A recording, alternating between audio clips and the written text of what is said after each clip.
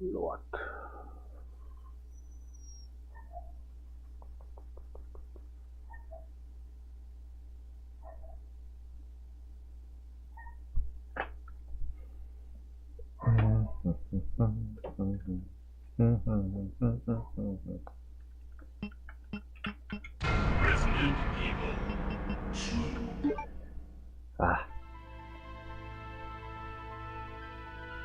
In the midst of the T-virus outbreak,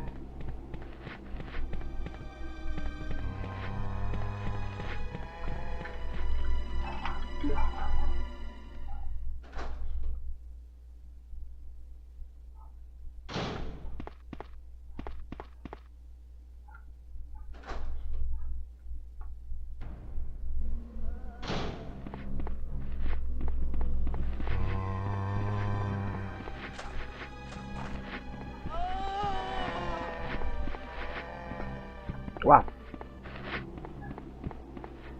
Ugh.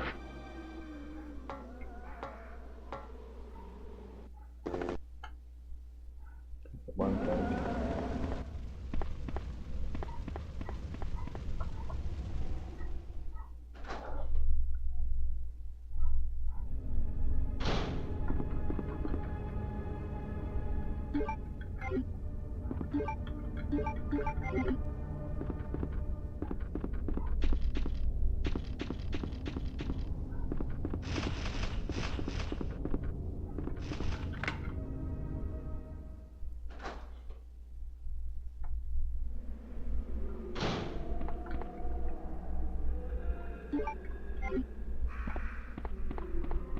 Right.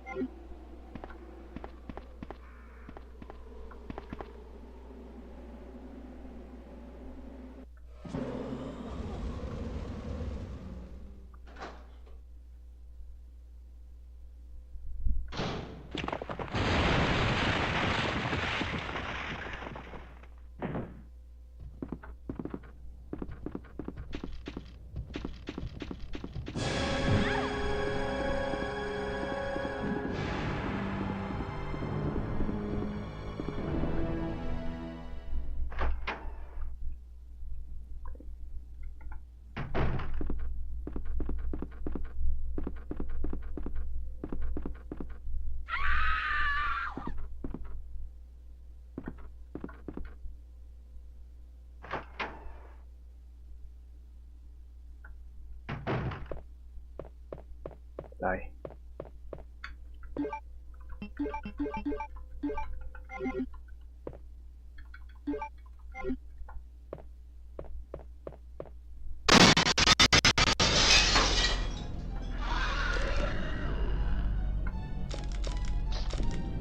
Bye bye.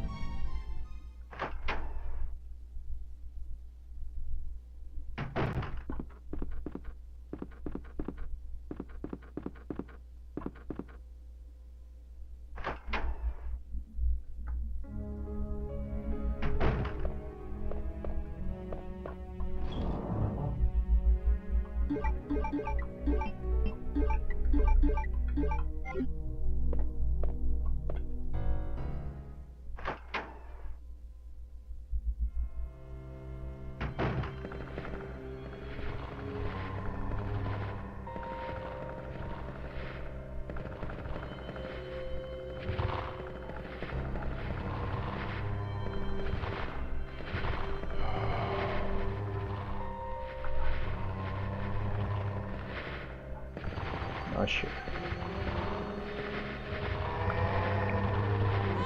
Ah.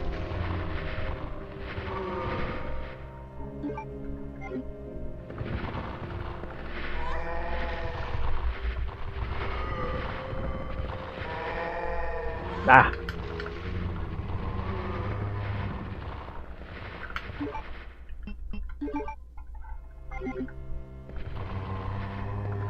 Okay.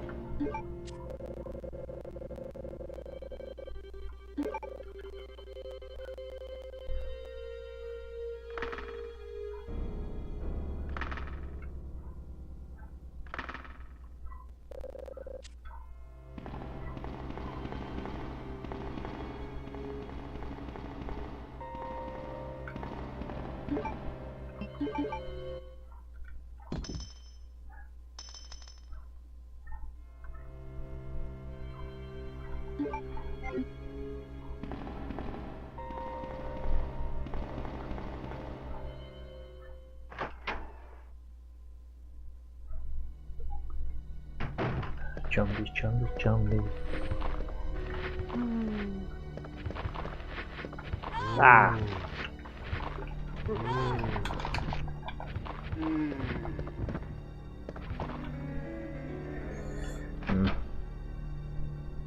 Demasiado rápido.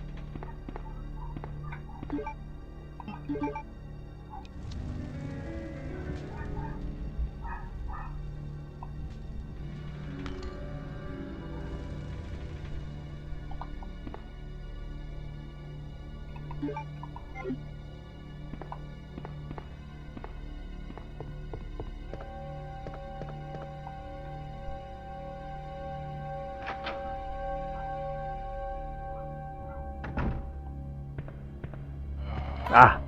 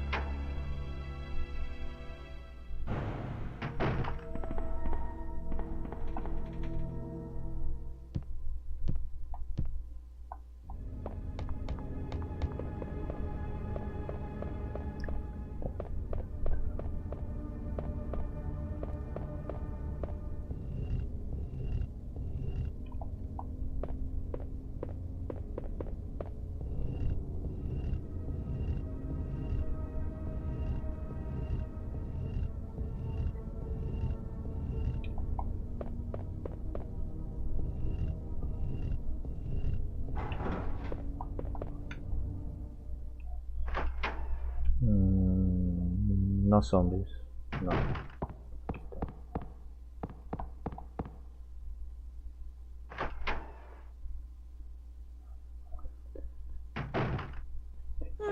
Leon. It's good to see you're still among the living. It looks like we're not gonna find your brother here after all.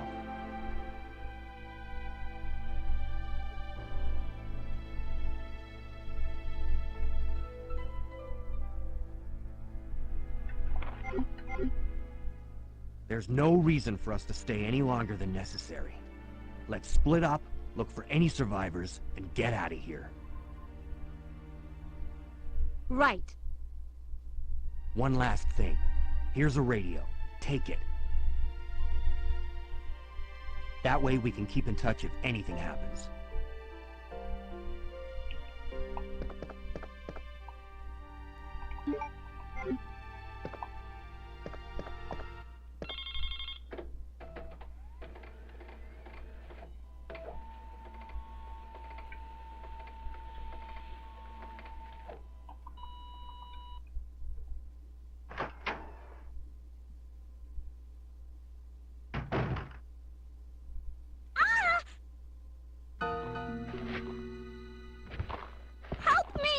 Nope.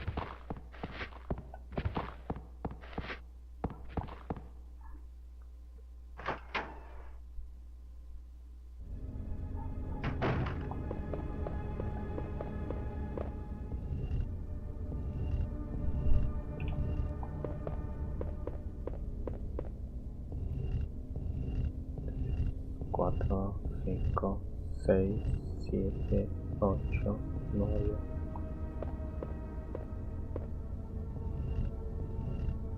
Ah.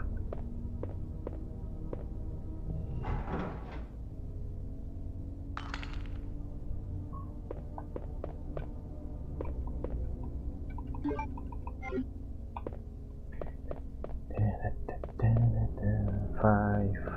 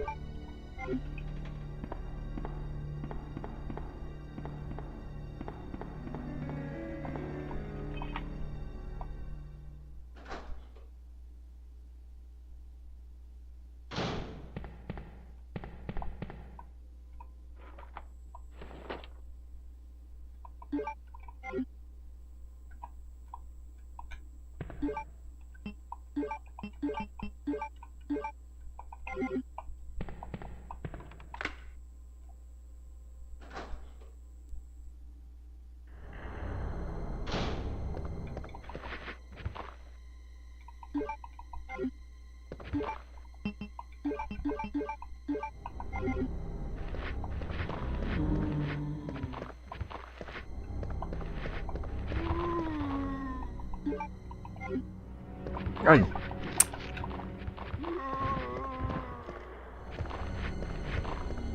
Bye bye.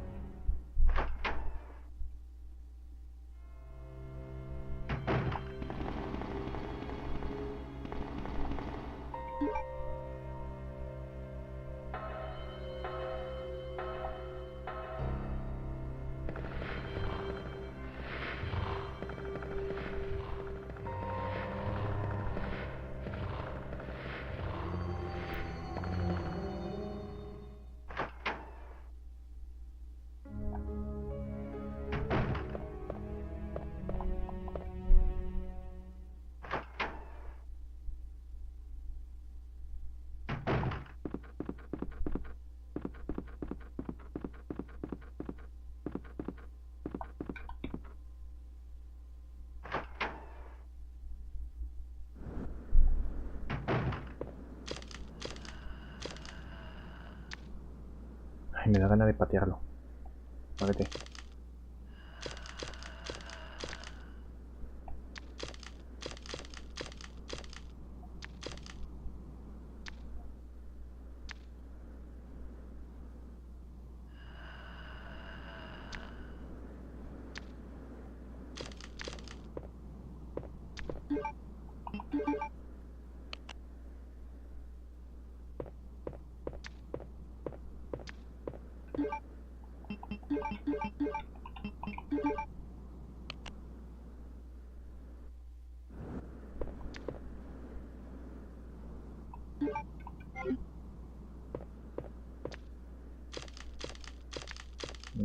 Horario.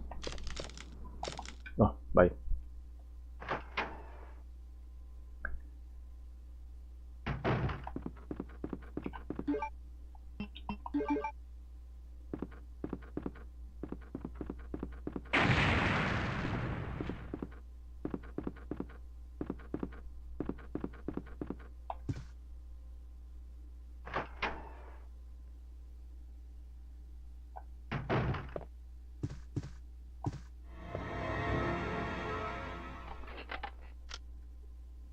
Oh, I'm terribly sorry. I thought you were another one of those zombies. Are you Chief Irons? Yes, that's me. And just who are you? No, don't bother telling me. It makes no difference. You'll end up just like all the others. That's the mayor's daughter. I was told to look after her, but I failed miserably. Just look at her. She was a true beauty. Her skin nothing short of perfection. But it will soon putrefy, and she will turn into a zombie within the hour, like all the others. There must be some way to stop it. In a manner of speaking, there is. Either by putting a bullet through her brain, or by decapitating her completely.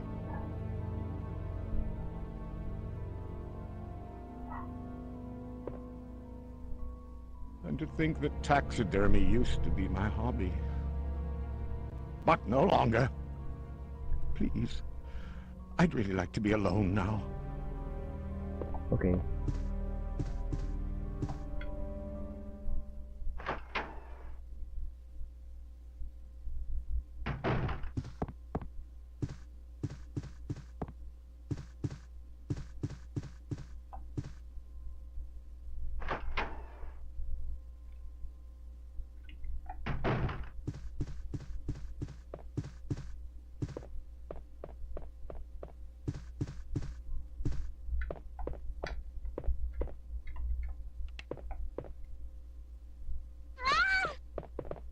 Wait. Let me go! Easy, easy there. I'm not a zombie. You're safe now.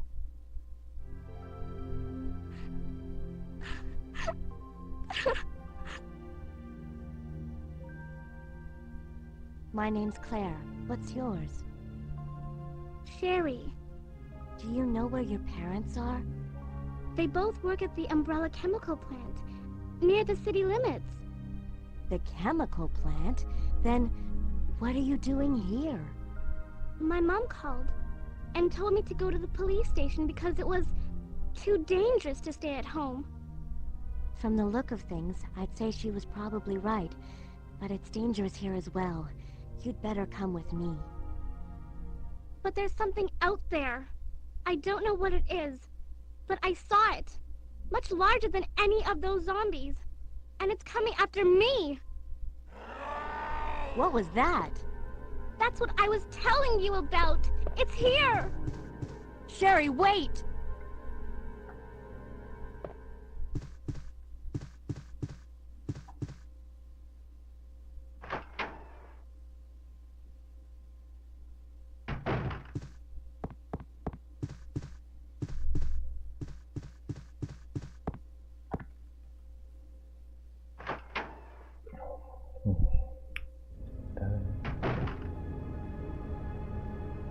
Chief.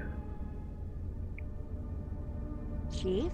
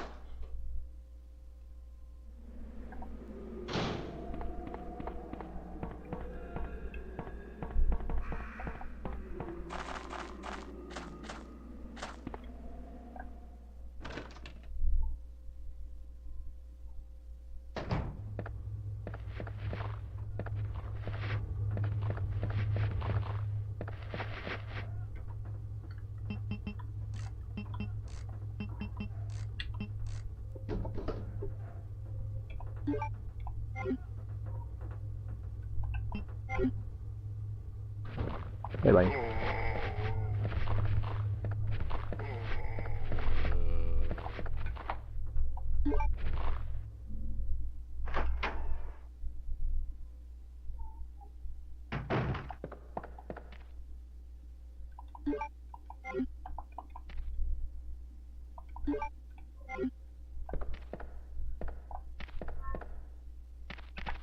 Ah.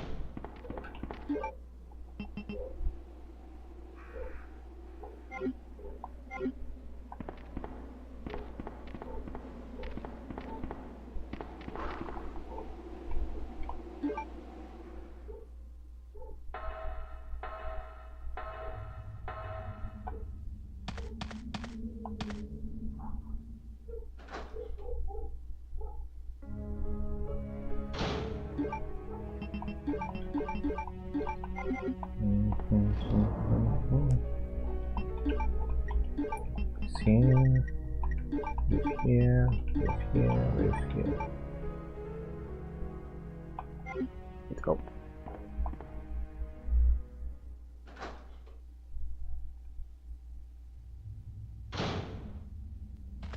Sherry, I've been looking everywhere for you. I was so worried.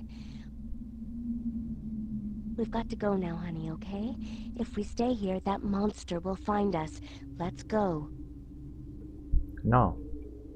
No, I won't. What's the matter? Don't you trust me? It's not that, Claire. It's because of my daddy. He's over there. I heard him call my name. Daddy must have been attacked by the monsters. I have to help him. Wait, Sherry, don't go alone!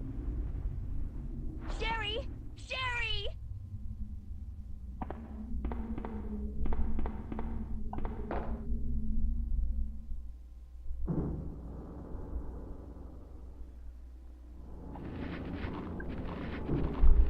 Shandy.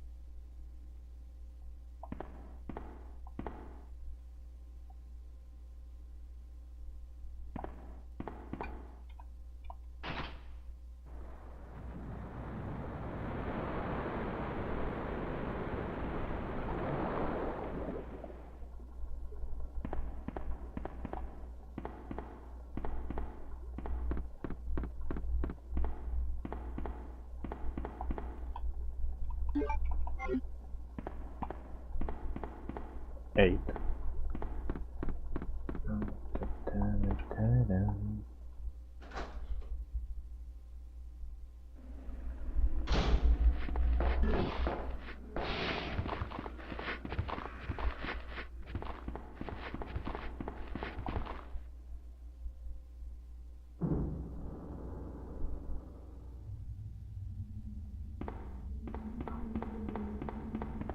Claire!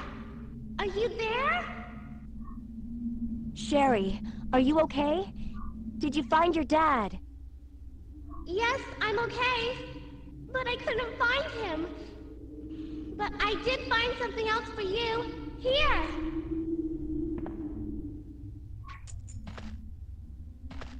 Thanks, sweetie.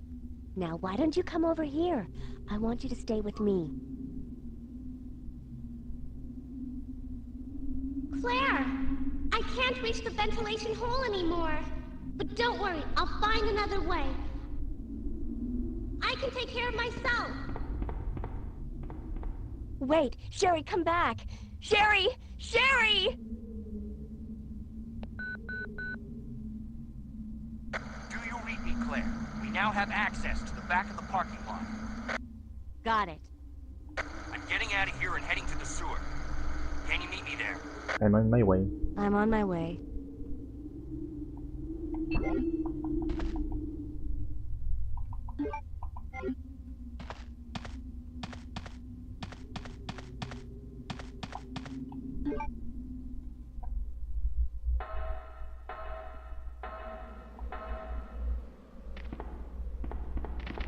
Ah.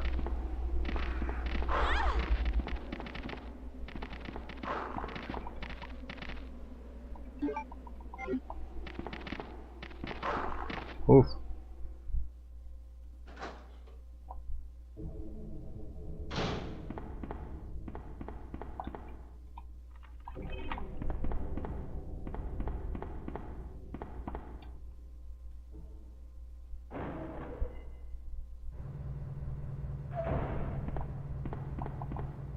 That's it. Ah, flame. Okay.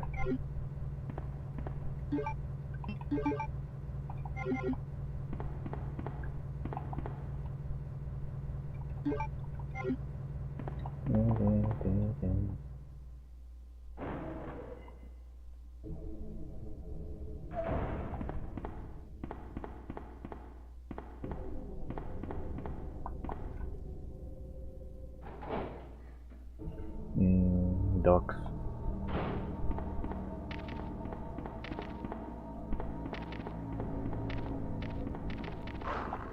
Bye bye.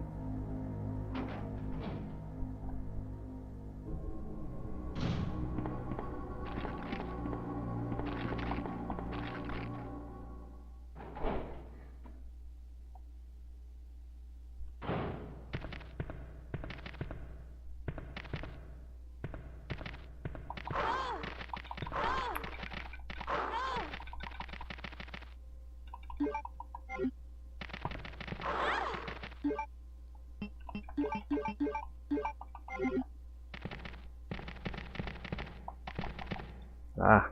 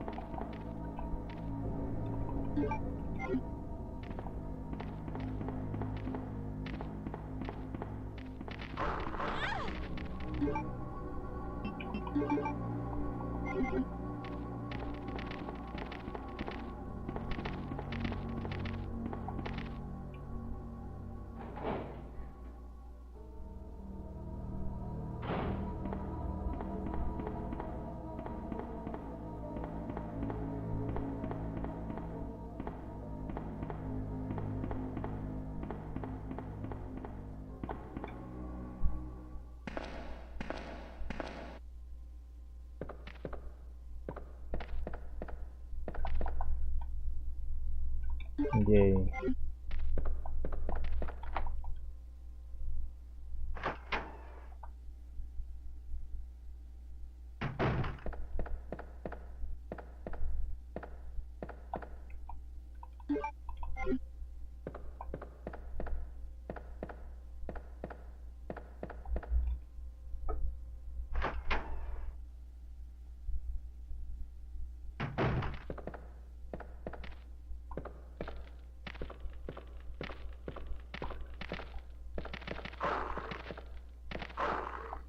Bye bye.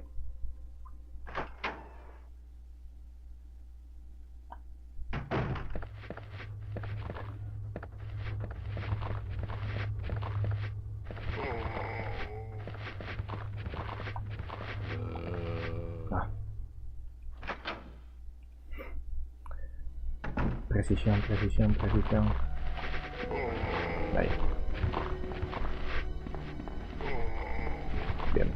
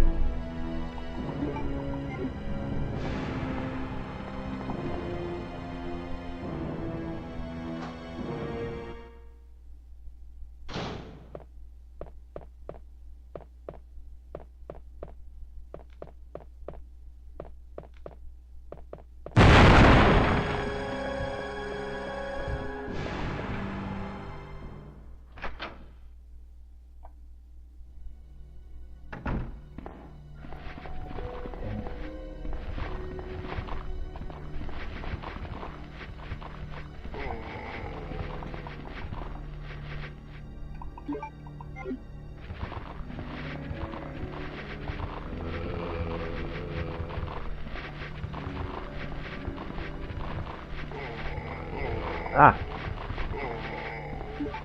Uf. Ok, vamos.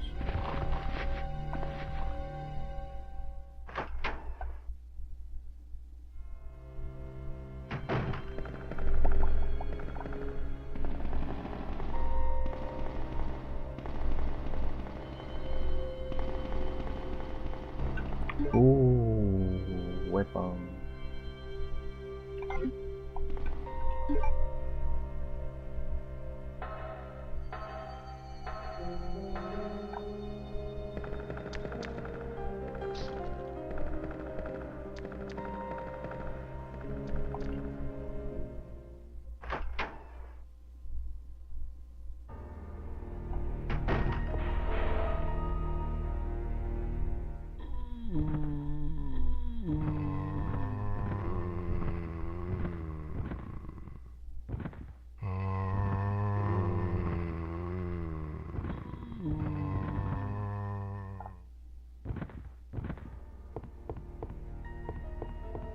Ah.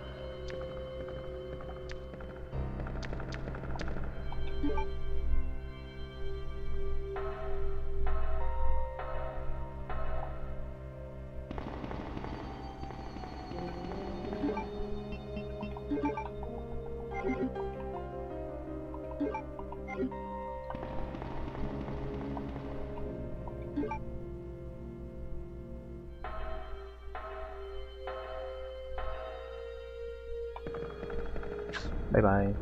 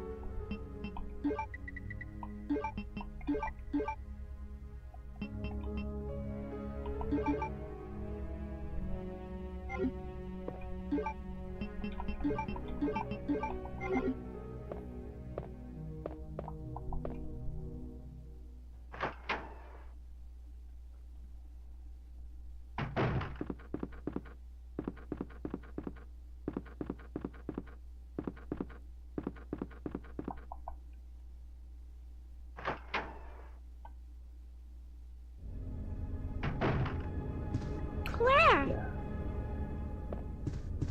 Sherry, you're okay. I'm glad to see you're safe, Claire.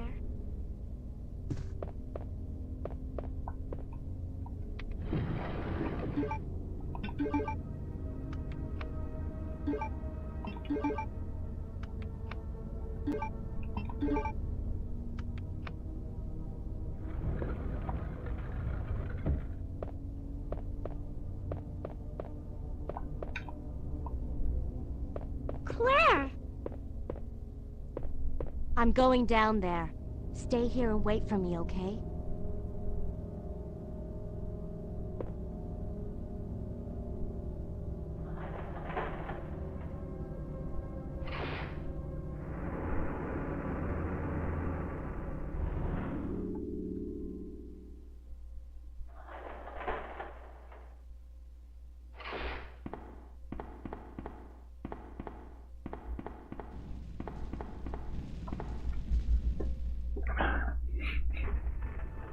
Be right back.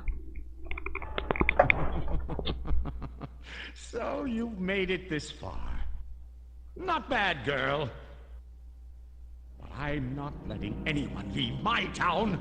Everyone's gonna die. Calm down, Chief. What happened?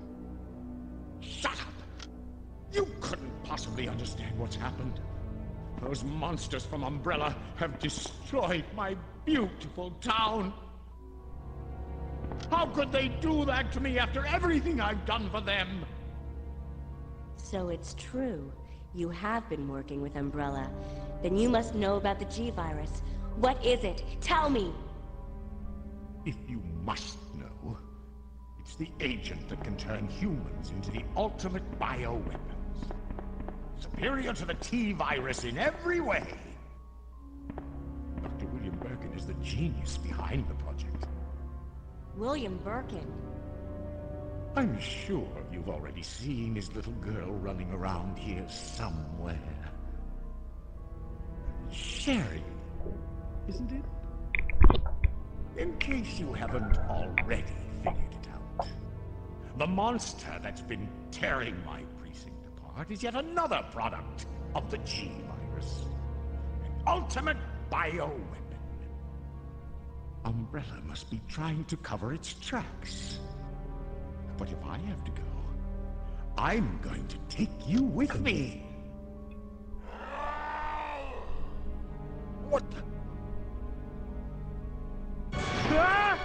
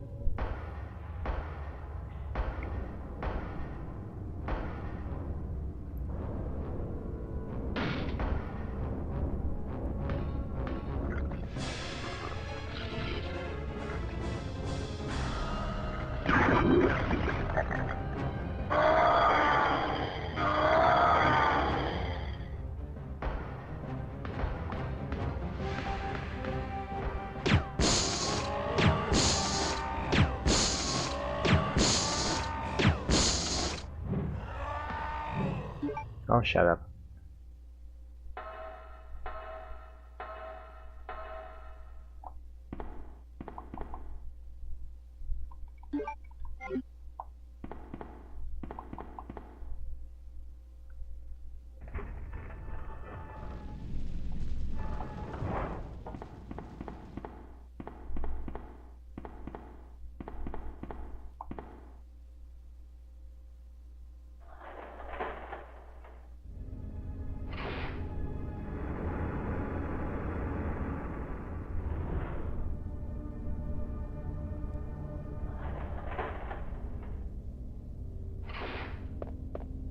Claire, you came back!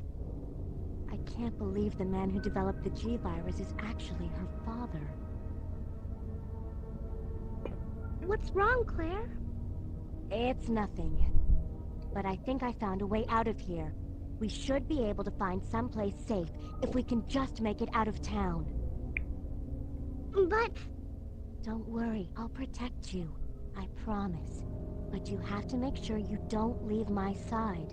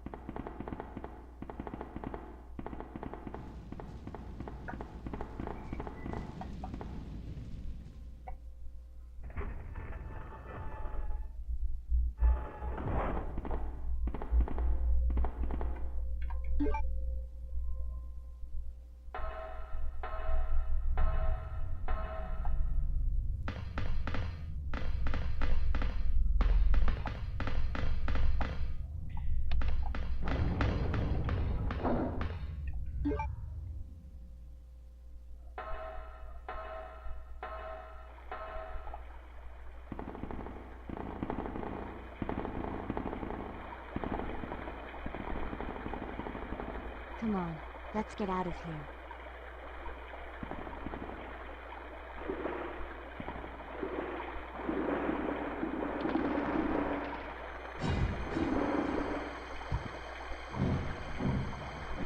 Claire?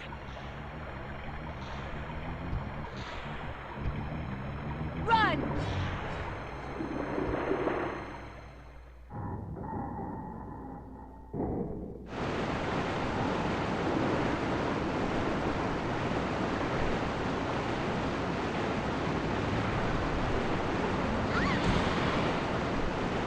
Sherry? Where are you? Sherry!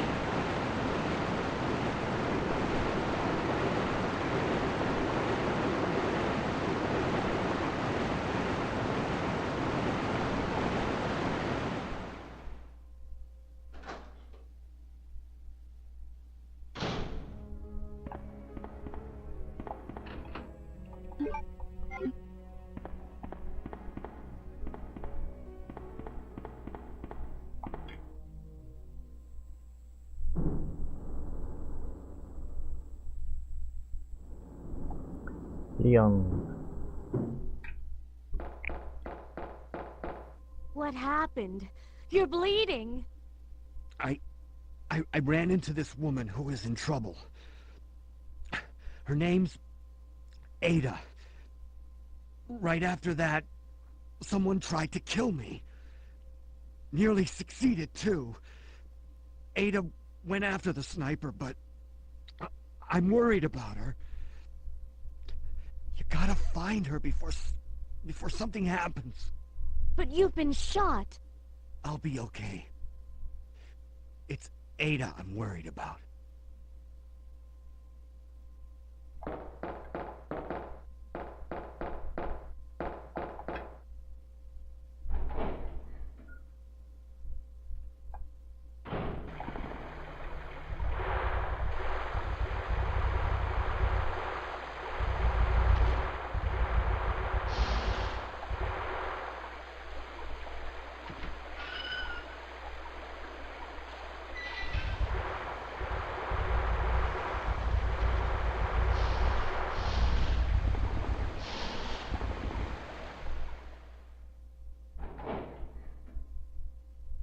menit.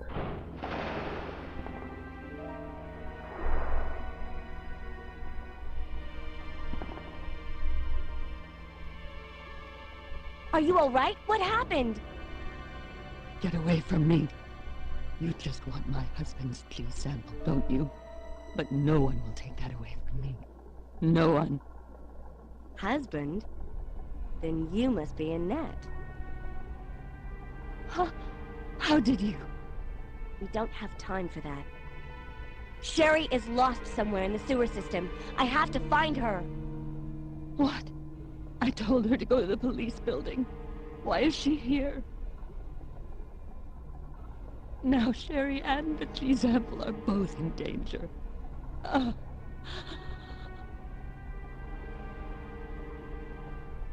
What did she mean by that? Does Sherry have the G sample?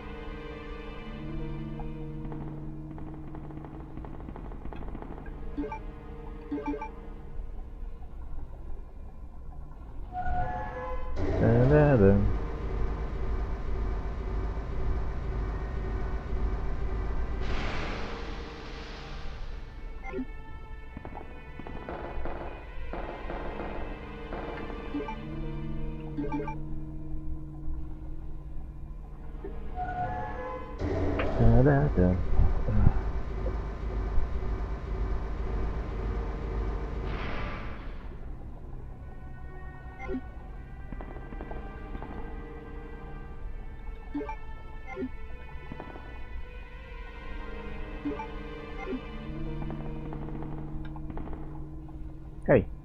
Okay.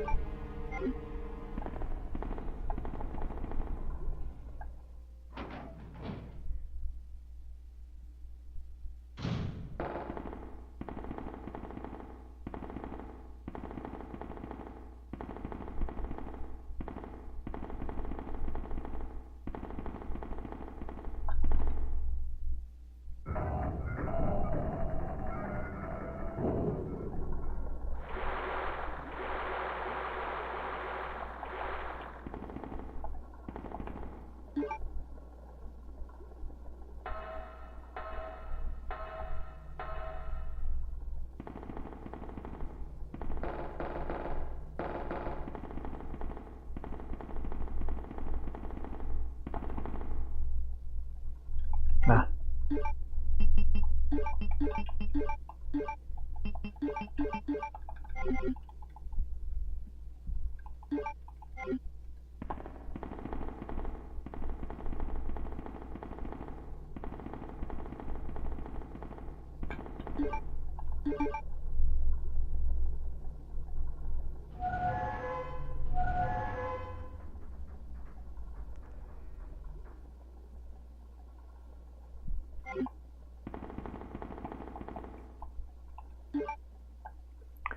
Me gustaría tirar esa válvula por algún lado. Cucarachas.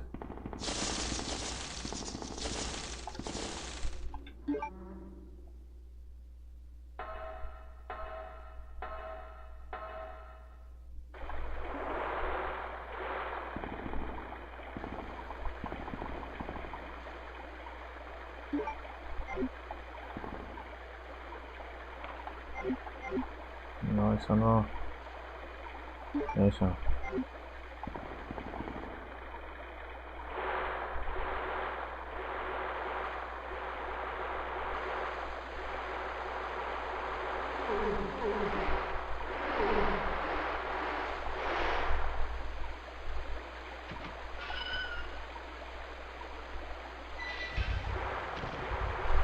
Nope.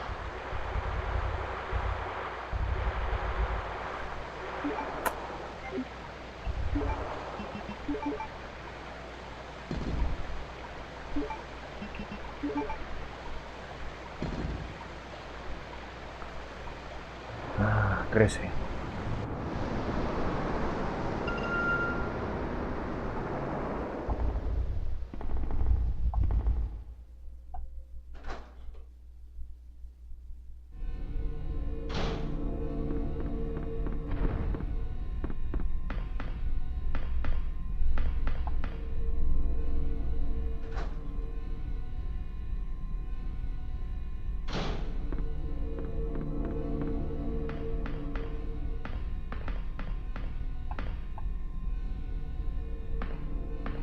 Ah.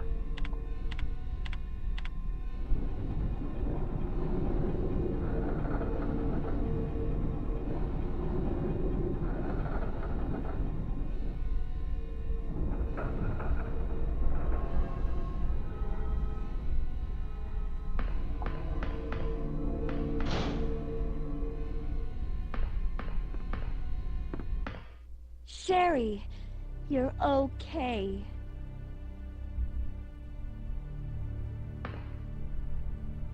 Sherry, did your mom give you something called G-virus? Either a vial or a test tube? G-virus? I've never heard of anything like that before.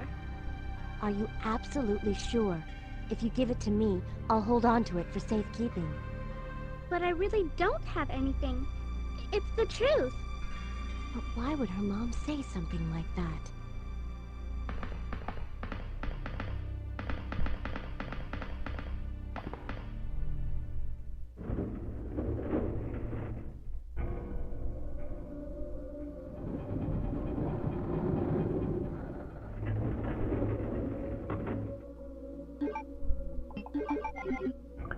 Just in case.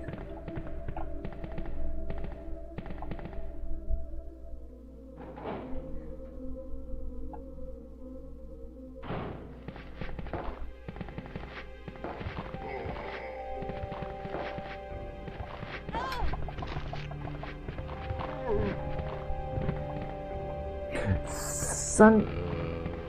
Oh my god.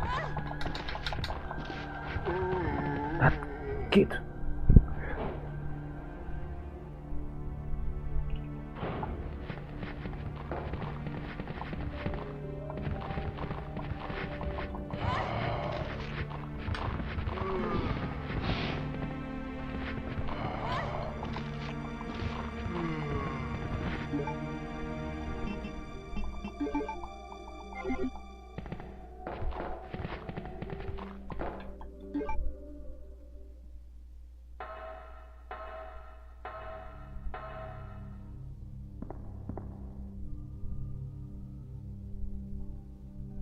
Sherry, wait here.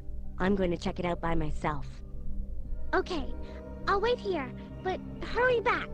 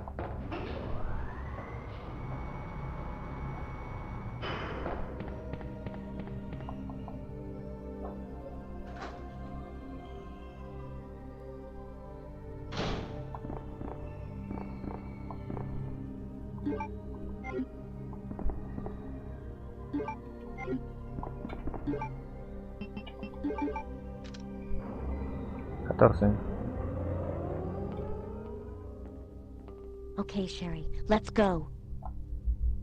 Let's go. Ay.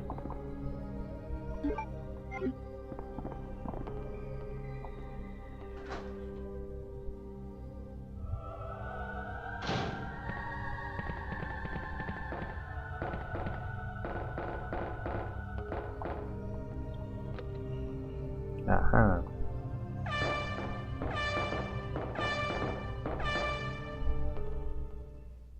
Sherry can't stop me.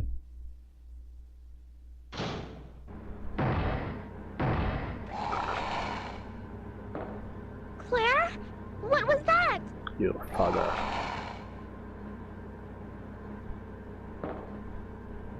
Don't worry. Just wait here. I'll go and see what it was.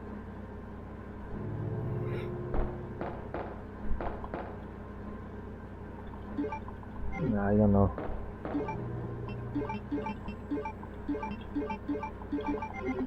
Ya tengo suficiente, no sé qué hago agarrándolos.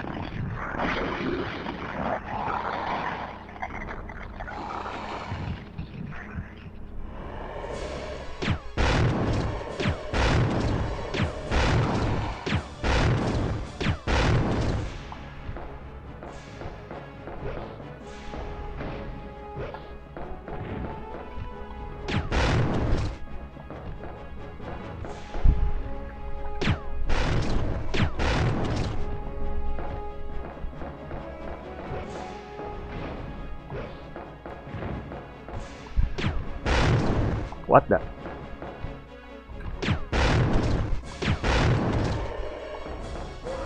Wow.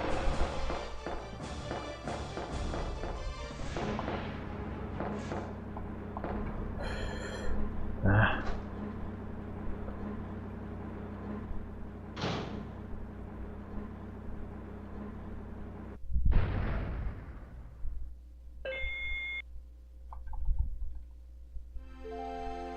Isn't this...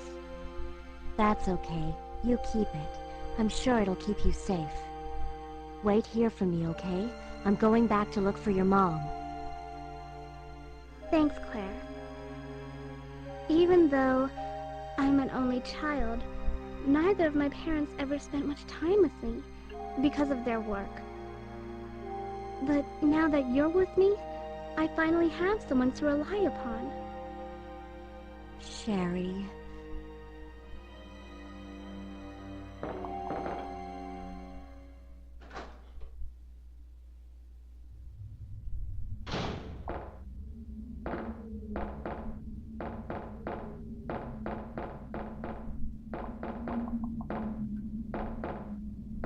PL600.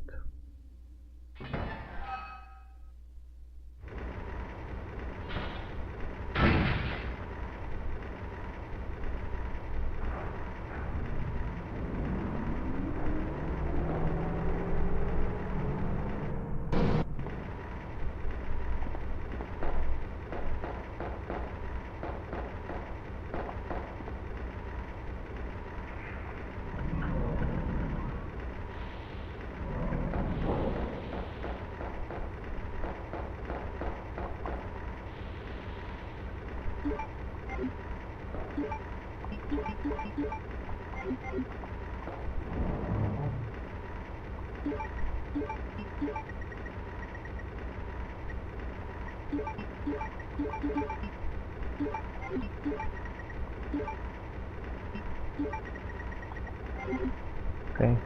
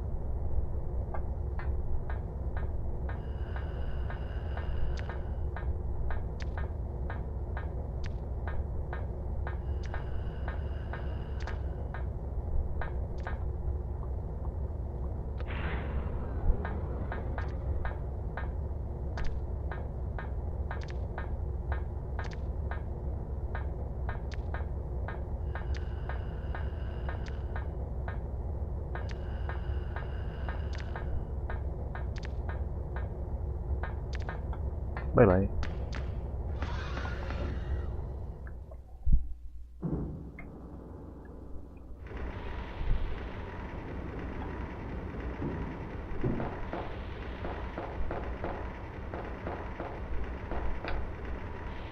Hey. Hello.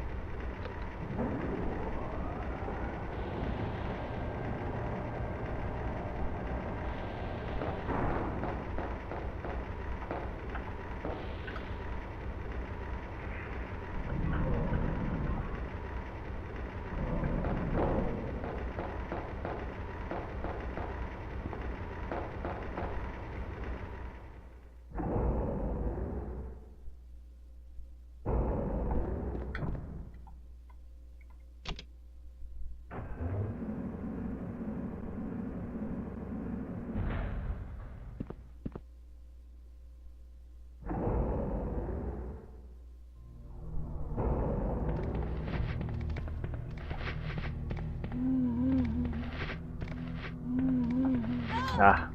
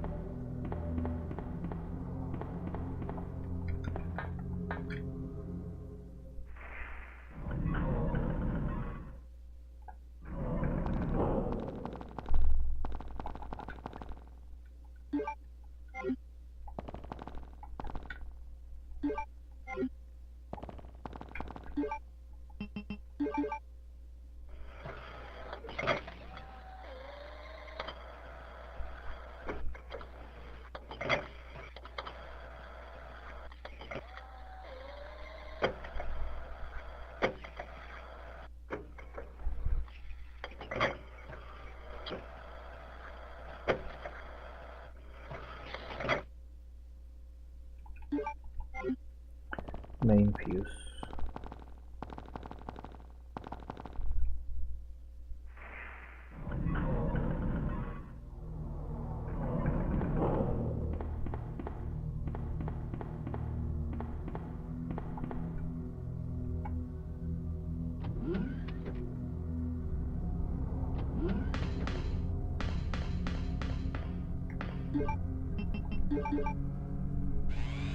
Diecisiete.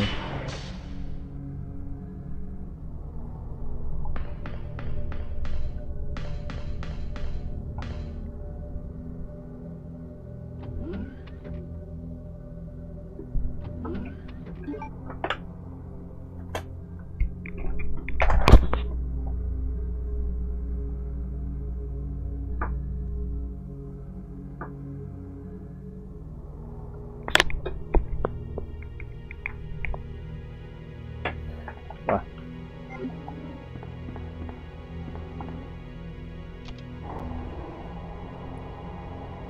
Spider in my bed.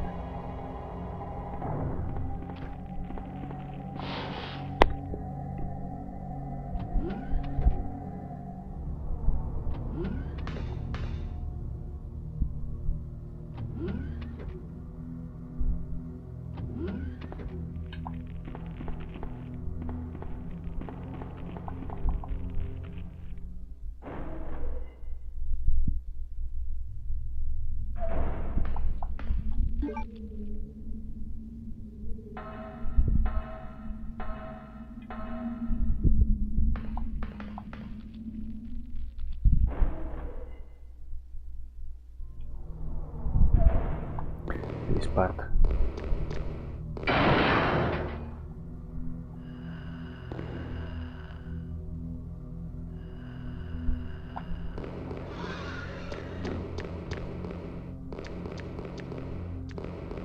Good.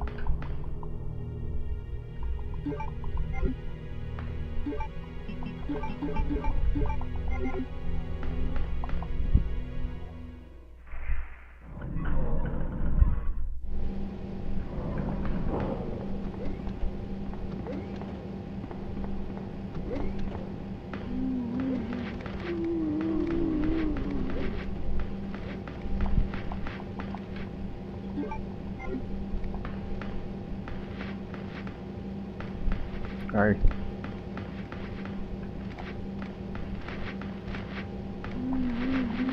Ok.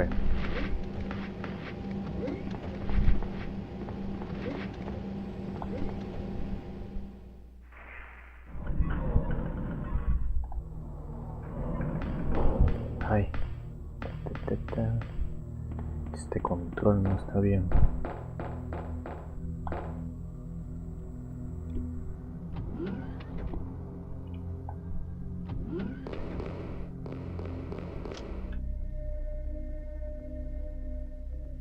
Annette! Where's Sherry?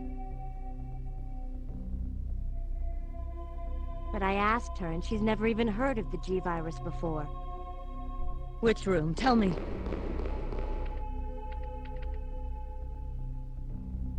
Sherry!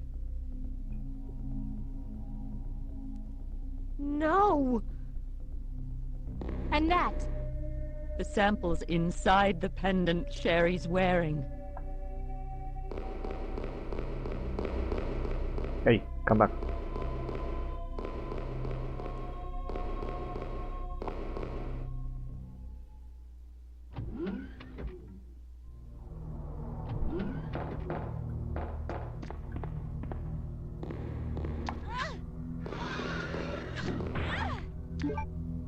Shoot.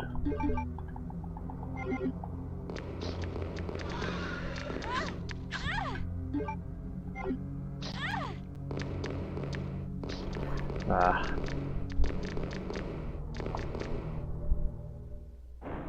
Good start. Bad continuation.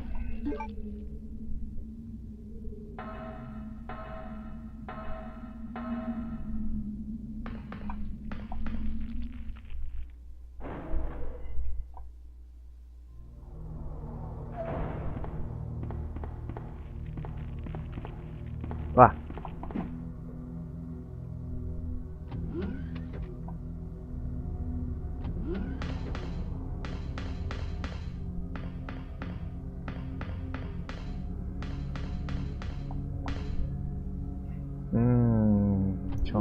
Zombie. Ah, yeah, no.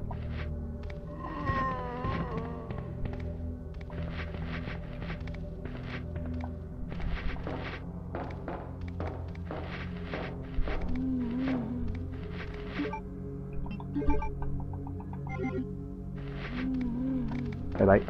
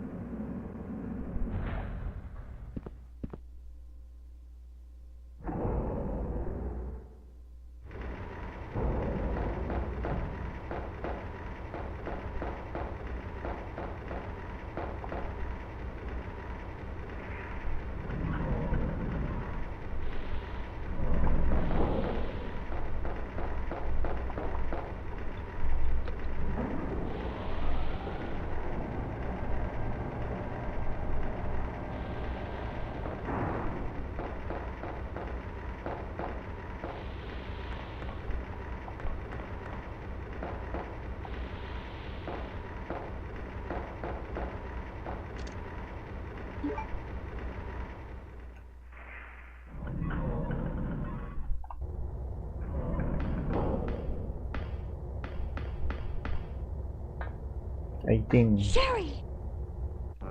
Help me, Claire! Nope. The monster's after your pendant! Throw it to me!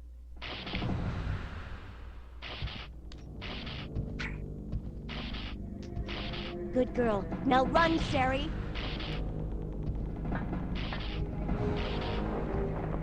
As for you, come and get it. I've got what you want. Come on! Here. This is what you're looking for, right? Fine. Then go get it!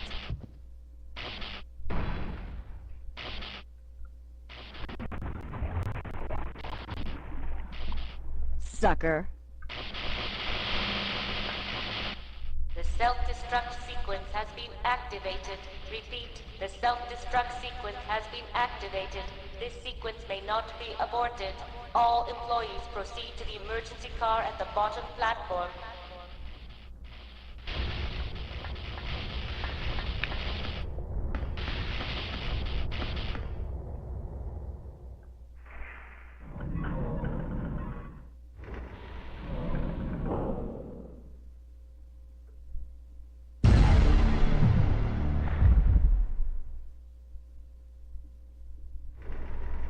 Sherry? Where are you? Where is she? All employees proceed to the bottom platform.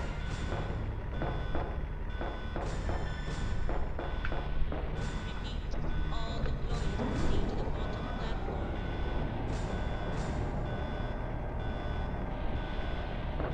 Repeat, all employees proceed to the bottom platform.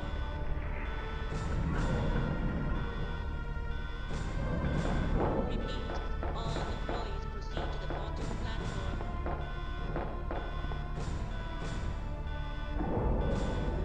Repeat, all employees proceed to the bottom platform.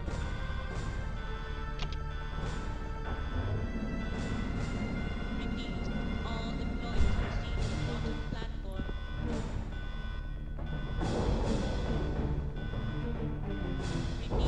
all employees proceed to the bottom platform.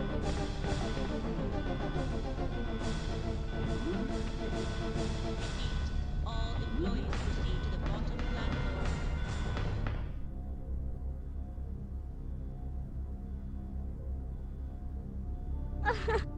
Mom! Mom! Sherry, you have to escape. I know I've been a terrible mother, but I still love you. Forgive me. Mom!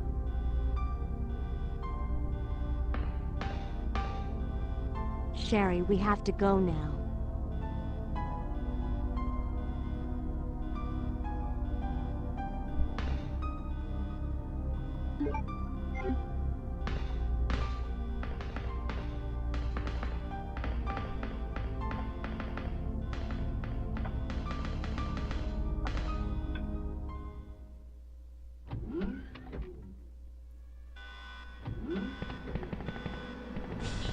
All employees proceed to the bottom platform.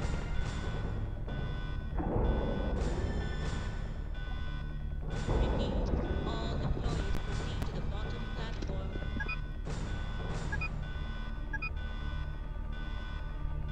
Repeat, all employees proceed to the bottom platform.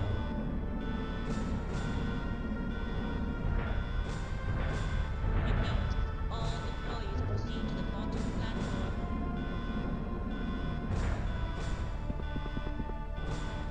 Repeat, all employees proceed to the bottom platform.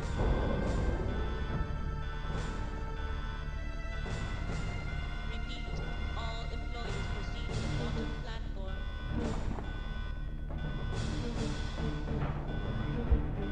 Repeat, all employees proceed to the bottom platform. Now you wait here, okay? I'll go and get this thing moving. All employees proceed to the bottom platform.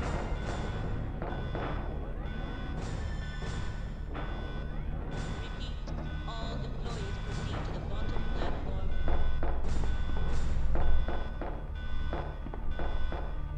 Repeat, all employees proceed to the bottom platform.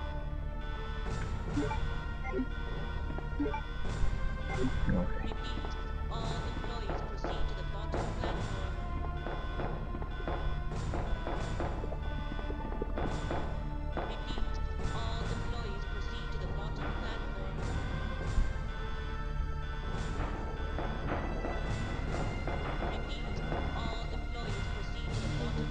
Take a seat, Sherry.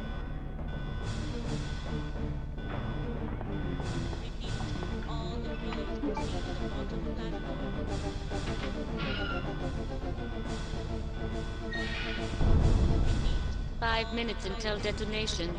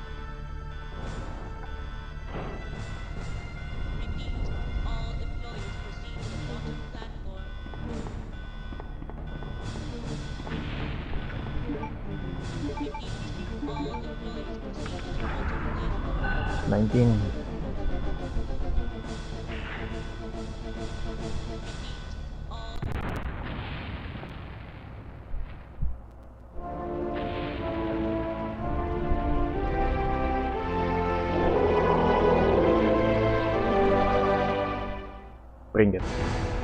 Nope.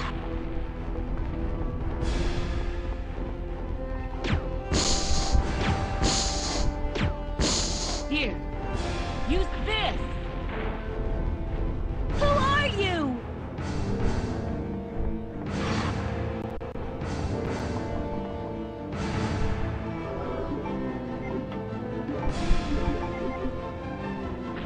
Bye-bye. You lose, big guy.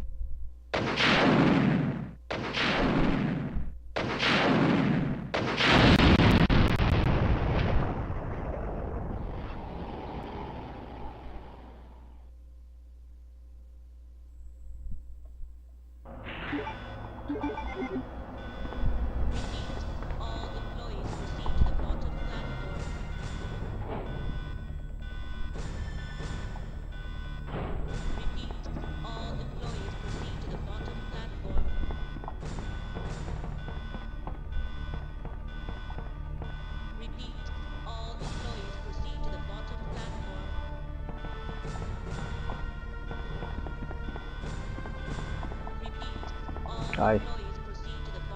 Ay, ay, ay.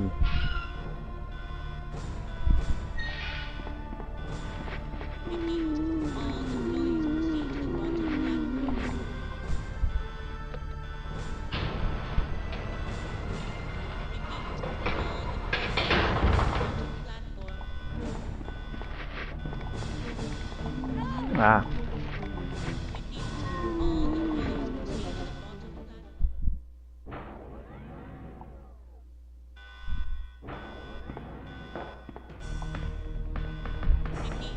All employees proceed to the bottom platform.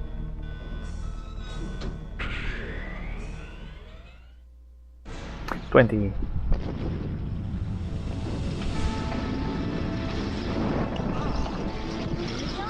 Hurry up! Leon!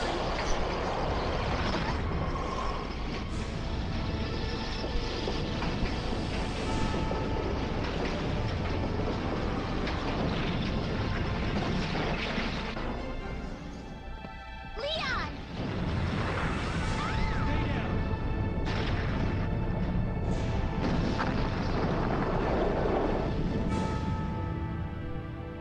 Are you okay? Yes, I'm fine. It's over. No. I have to find my brother. You're right. This is just the beginning.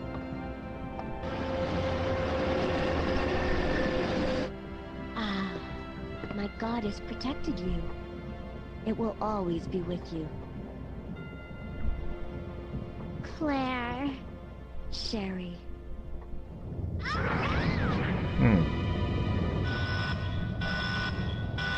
The location change.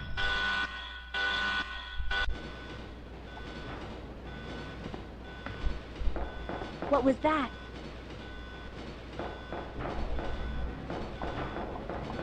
Warning, biohazardous outbreak imminent. The emergency system has been activated. This train will detonate. Repeat, this train will detonate.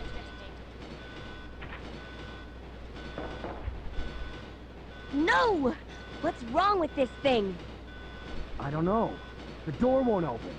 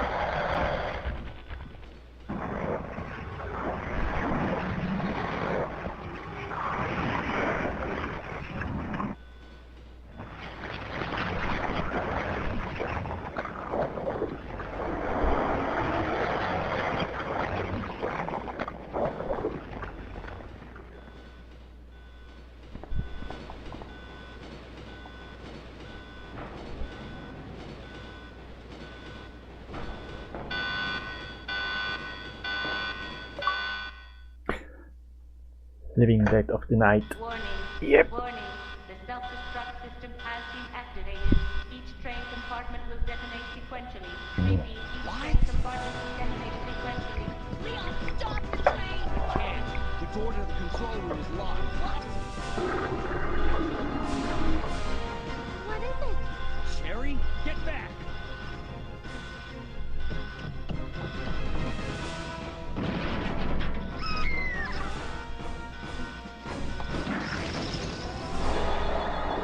That's what I call it. Claire! Where are you? You don't give up, do you? Sherry! What are you doing? We have to stop the train, right? I can do it. Sherry! Persistent, aren't you? Well, come and get it!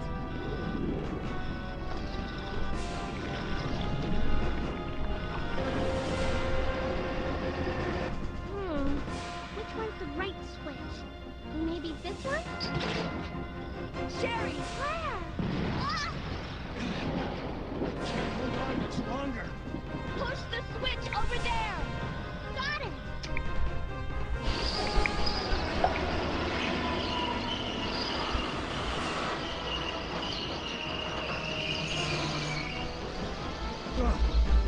Finally.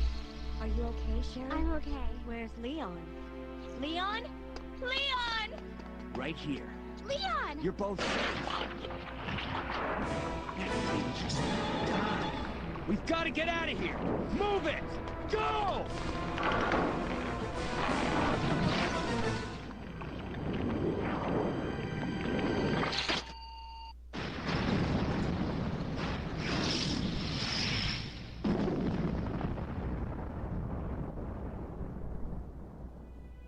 That was a close one. That was pretty impressive back there, Sherry. It was nothing. I saw someone do that on TV once. Come on. We've got to move out. Now what's the problem? Is something following us? Hey, we still have a job to do. Let's go. Go? Oh, you can't mean... Chris, I have to find you.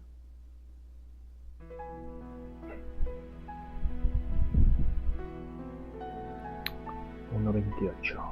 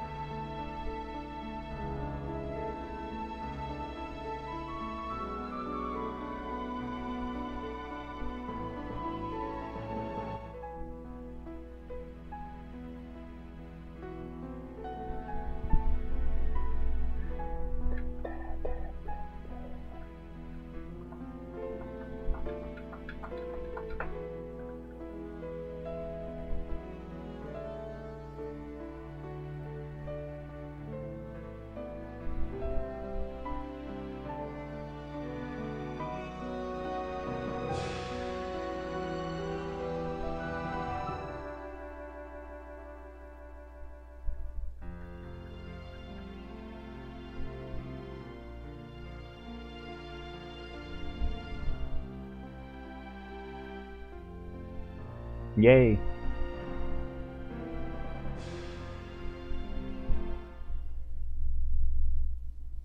Yes. Hehe.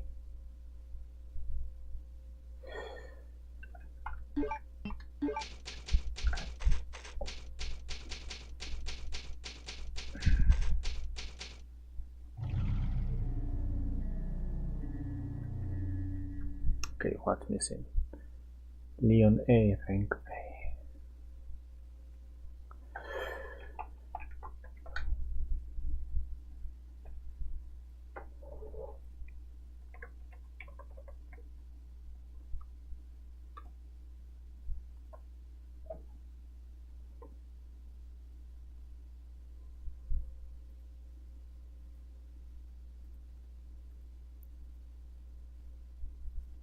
No.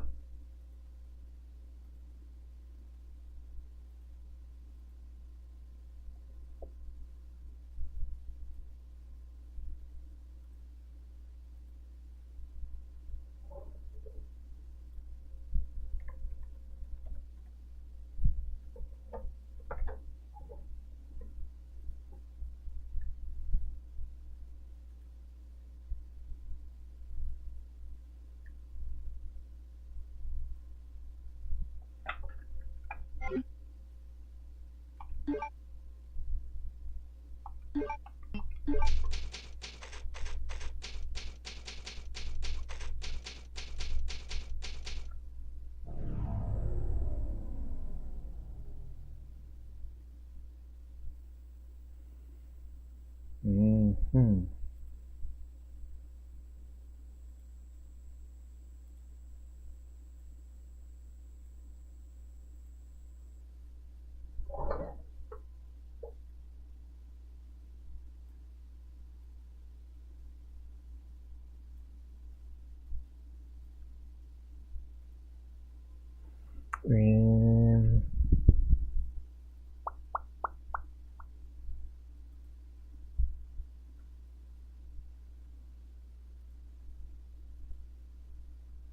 Ahí dónde está.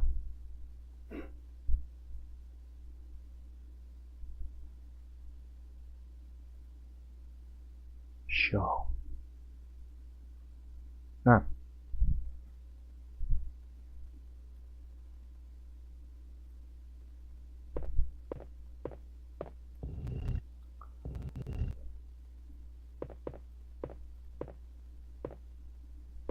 Original Mario.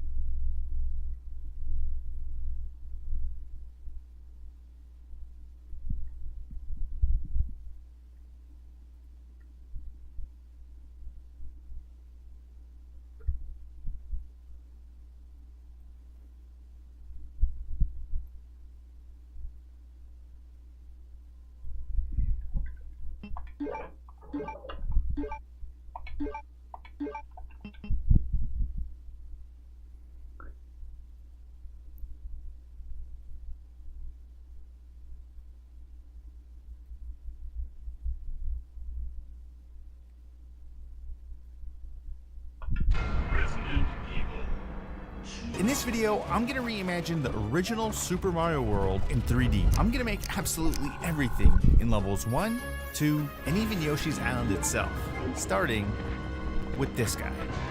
So the original Mario is made up of a lot of 2D sprites, which means the first thing I had to do was model every single one in 3D. This took days, but as soon as I saw his animations, it definitely felt worth the effort. Now our Mario can run, jump, sprint with his little Italian legs, crouch, and even soar through the air when he sprint jumps, just like he can in the original. After that, I made Mario's ability to jump and spin jump on his enemies, as well as his HP system. So Super Mushrooms transform him into Super Mario, taking a hit turns him back into Small Mario, and the second hit is game over. Sorry. Now that Mario is ready, let's start making our first of 2 levels, level 1-2. I started by converting all the 2D platform tiles into 3D and then used those to make a level building tool. This lets us build this massive base platform that we need for this level, along with the smaller platforms that go on top. For the background, I placed this tree asset I made a few hundred times until it looked like a treetop canopy. Then I added the classic Mario clouds and changed the color of the sky to feel like a sunset. And after adding some finishing touches like the fog and falling leaves, the environment is ready. Time to start making everything in the level, starting with the Koopas. The first thing we need to do for these guys is make their movement AI. So let's have them patrol along the path, then if Mario gets in range, they break away from their patrol path and start chasing Mario. But if Mario gets far enough away from them, they'll stop chasing Mario and organize themselves back into their patrol path. Unless they literally have 0 IQ and get stuck on everything. But that won't happen because I gave him the ability to traverse most platforms.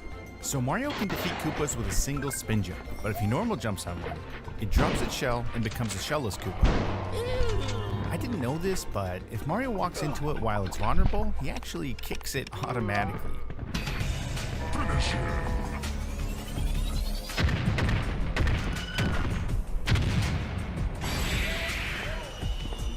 Fatality. But if it somehow survives the Wiggly stage, it looks for a shell to jump back into and becomes a full Koopa again. Mario can also pick up shells and kick them at his enemies. We also need to make shells bounce off of any walls or blocks they hit, as well as at the UI for the game and the score system. There's actually a slight difference between the red and green Koopas. The red ones will avoid cliffs and turn around, while the green ones, well...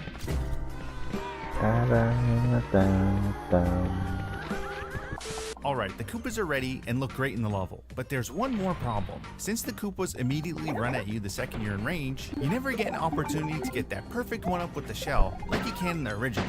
So to fix this, we're gonna have these Koopas ignore Mario until he jumps on them. Then they'll panic for a second before chasing Mario like normal. Now you'll always have a chance to get that nostalgic one-up. And next, I started working on this treasure chest that I don't remember being here. Mario, go check it out. Oh yeah, it's the sponsor of today's video, AG1. AG1 is a daily health drink that's packed with 75 vitamins, minerals, and whole food sourced ingredients, with prebiotics and probiotics for gut health, plus antioxidants and functional mushrooms to help support your immune system. No wonder Mario loves his mushrooms so much. Finish him. All this makes it one of the easiest things you can do for your health, which is exactly why it's been a part of my morning routine for quite a while now. My personal favorite thing is how convenient it is to make. All I need to do is pour some powder into a water bottle, and just like that, I have clean energy and peace of mind knowing all my nutritional bases are covered for the day.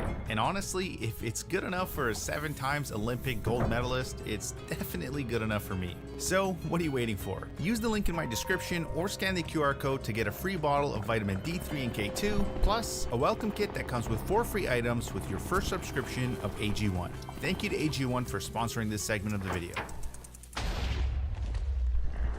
Alright, time to make Yoshi. Let's add another 30 Yoshi frames to the pile of models I already made. I'm getting faster at making these, but it still took me easily. A moment. Who are you? Let's finish this conversation first. You must be the new guy. Leon. Leon.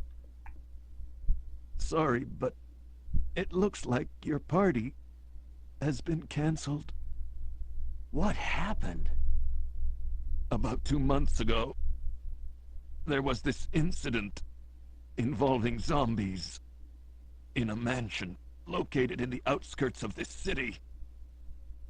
Chris and the other STARS members discovered that Umbrella was behind everything. They risked their lives to reveal the truth, but no one believed them. Not long after that, all this started to happen. Hang in there. Don't worry about me. Just rescue the survivors in the other rooms. Here, take this key card. You should be able to unlock the doors in the hall with this. Now go. But just go. Just go. Fine. Fine. But I'm coming back for you. Just hold on.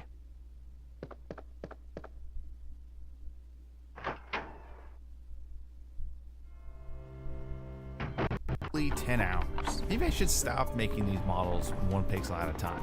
But like I said before, the results are always worth it, especially after coding Mario's ability to ride Yoshi, which looks amazing. Now it's time to add Yoshi's jump attack, which defeats most enemies in 1 hit. Yoshi also takes the first hit for Mario, but then he'll endlessly run away while crying until you manage to catch him. Most importantly though, jumping off Yoshi gives you an extra boost, so you can, as God intended, sacrifice him to make those extra long jumps. I also coded Yoshi's tongue. He can eat stuff now, and I can add as many as I want, like 2 tongues, 10, or however many this is. Based on the color of shell Yoshi eats, he gains different abilities, like spitting out a green shell, or fire breathing if you eat red shells. Koopas are also supposed to drop coins when they get hit by fireballs, so let's make the coins real quick. Collecting 100 regular coins, or 5 or more dragon coins, grants Mario an extra life. Now, let's try this again with a couple more Koopas. Next, I made the berries and the berry bushes. The green berries are only found in the final 2 levels, and add 20 seconds to the timer for each berry Yoshi eats. After Yoshi eats 2 pink berries, he'll lay an egg that hatches into a small cloud, which drops 10 of these bonus coins. If Mario collects all 10, he's rewarded with a 1-up mushroom. The red berries are the most common type. If Yoshi eats 10 red berries, he plops down an egg that hatches into a super mushroom. Then I gave Mario the ability to run through bushes and place them in the level along with the 2 shellless Koopas and coins that go here. After that, I made and placed the question mark block. It can give coins, super mushrooms, 1-up mushrooms, or whatever I want. And the last one's important because this block spawns Yoshi. I know Baby Yoshi and the different colors are not in the first 2 levels, but after seeing how adorable they looked, I just had to make them. Mario can feed Baby Yoshi by picking him up and running into enemies. He could even kick Baby Yoshi at them, which is a bit mean, but after eating 5 times, he grows into a big Yoshi. This is the only way to get red, yellow, or blue Yoshis in the game. Red Yoshis will always shoot fireballs no matter what color shell they eat. and the next two have different powers that are only active while there's a shell in their mouth. For the yellow Yoshis, they create earthquakes whenever they land after a jump. And the blue Yoshis have the ability to fly, so you can technically just skip the entire level and fly straight to the end if you wanted to. And now if you combine them all together, we have a flying, earthquake-making, fire-breathing, shell-spitting Cthulhu of a Yoshi. Okay, now that I got that out of my system, let's move on to the Lookout Chuck. This guy has 3 HP and is immune to Mario's jumps for a brief second after each hit. But shells and Yoshi fireballs are super effective, defeating him in only 1 hit. Once Lookout Chuck spots Mario in range, he charges at Mario in a straight line. But this is a bit too easy to dodge in 3D, and I didn't want to just keep on increasing Lookout Chuck's speed until he becomes some sort of still anime among the super. living. It looks like we're not. So, to give old Chuck a chance, he now follows Mario as he charges.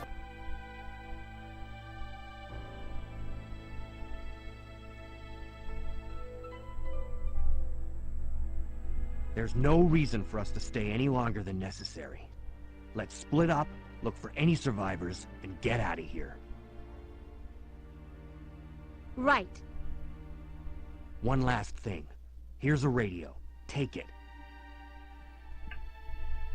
That way we can keep in touch if anything happens.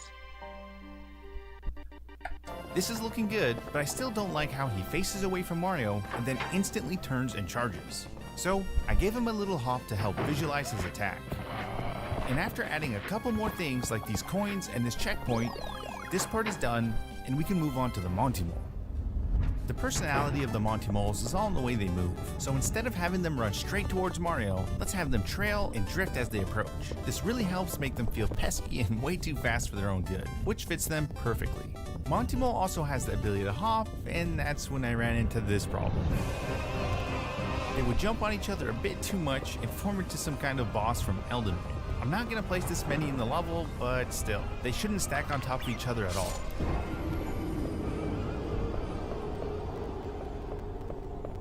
So, I gave them a separate, taller capsule collision that only blocks other Monty Moles, and that solved the problem. Also, you don't just find Monty Moles out in the wild. They live in these dens that they spawn from whenever Mario gets too close. And after placing a reasonable amount of spawners in the level, I started working on the spinning blocks. When Mario hits them, they either spin for a bit before returning back to normal, or they turn into empty blocks if they have anything in them, like these beanstalk ladders. On top of that, if they're empty and Super Mario spin jumps on them, they crumble. Now we can place the spinning blocks in the level and have Mario shimmy his way up to the heavens, where the cloud blocks wait and he can collect some more coins. And after adding these coins and the dotted blocks, this section is completed and we can move on to the cave. So that we're all on the same page, here's what the original cave looks like. The game has such a timeless look, I really hope I could do it justice. I started by adding the cave textures and lighting. Then, I made the green exit pipe and placed some rocks around the edges. After that, I used the single pillar asset to make the background. I also placed some in the foreground to help frame the cave. To make the flying block, we just need to combine the question mark block with the wings that we already made. Then make them fly along a path, and most importantly, they need to lose their wings and turn into an empty block when hit. Seeing them fly around makes them feel like they're alive. So, I thought it would be interesting to include them in the background as a migrating colony of flying blocks. Now, if you look closely enough, you can see them flying around. Next, I made the blue block. When Mario grabs one, he has 10 seconds to use it to hit a flying block before it crumbles. And with that, here's what the cave looks like with everything put together. I'm really happy with how it turned out, so let's move on to the next section. The Piranha Plant. The Piranha Plant was a pretty easy one to make. The only thing it does is jump up when Mario is not in range. Pretty simple. That, and Mario takes no damage if he spin jumps on it or while he's on Yoshi. It's a shame we can just easily walk past it in 3D though. Maybe I can add a dragon coin to bait Mario into the Piranha Plant. Or I can turn the pipe into a Piranha Plant spawner. This way it's impossible to run past it without consequence. Or my personal favorite solution, I can give the Piranha Plant some piranha guns. But I decided adding a whole row of them is probably the best option. After all, it gets the job done, and I like seeing more Piranha Plants. Next up is the P-switch. When Mario jumps on it, we just need to turn all the regular coins into empty blocks for 10 seconds. And when the timer ends, Sorry, Mario. Let's place the P-switch between these spinning blocks. Add the coins, along with the charging chuck and the exit gate that he guards. When Mario crosses the exit gate, the level ends and this iconic sequence plays. The only issue is, it's really complicated to remake perfectly in 3D. So, I'll save it for the end of the next level, which we're gonna make in a bit. That being said, we finished everything for this level, and we can move on to the next exciting challenge, Yoshi's Island. Yoshi's Island is at legendary levels of nostalgia, so I'm gonna try my absolute best to make it look proper in 3D. Let's start by making all the props. There are about 15 of them, and I made sure to place them as accurately as possible to the original. Then I added the water, which turned out to be one of my favorite parts. After that, I placed the different types of foliage, and added the moving elements like the clouds and chimney smoke from Yoshi's house, along with some VFX. Next, I added Mario's level slider, and made the animations that play after beating level 2 and level 1, which we're gonna make in a moment. What we need to do next is capture this view that we're looking at right now and project it onto this 3D plane. Add the background and space it out a bit to get this very important cast shadow. Then anchor a camera here for our perspective. And now, when we rotate the 3D plane, we get this really interesting illusion, kind of like we're looking through a window or a portal into Yoshi's Island. Now we just need to add the text at the top along with Mario. In the original, this Mario reflects your current state, big, small, or whatever power-up you have. But for some reason, the original doesn't show Mario riding Yoshi here, even though he's shown riding Yoshi on the map. I didn't want to perpetuate this discrimination, so I added all the different colors of Yoshi to the UI. Also, did you know Luigi was a playable character in this game? And he was literally just Mario's sprite, but green. So, I'll just copy Mario over, make him objectively worse, and we have Luigi. And now that we completed Yoshi's Island, let's move on to our next level, level 1-1. I remember this level being packed with so much fun things as a kid that I honestly can't wait to see how this turns out. I started by making this stylized fog and simple blue sky, then added these polka dotted blue hills and pale clouds, along with some VFX like wind lines and god rays. You know, the usual. Alright, I can't wait to make all the new things in this level, so let's get started with the blue Shellless Koopa. The blue variant of the Shellless Koopa is the most powerful type. They're thicker and faster than the other types. On top of that, the blue Koopaling is the only enemy that has the ability to stop throwable objects like shells and kick them right back at Luigi. What an absolute menace. But this does come at the cost of them not being able to jump back into their shells.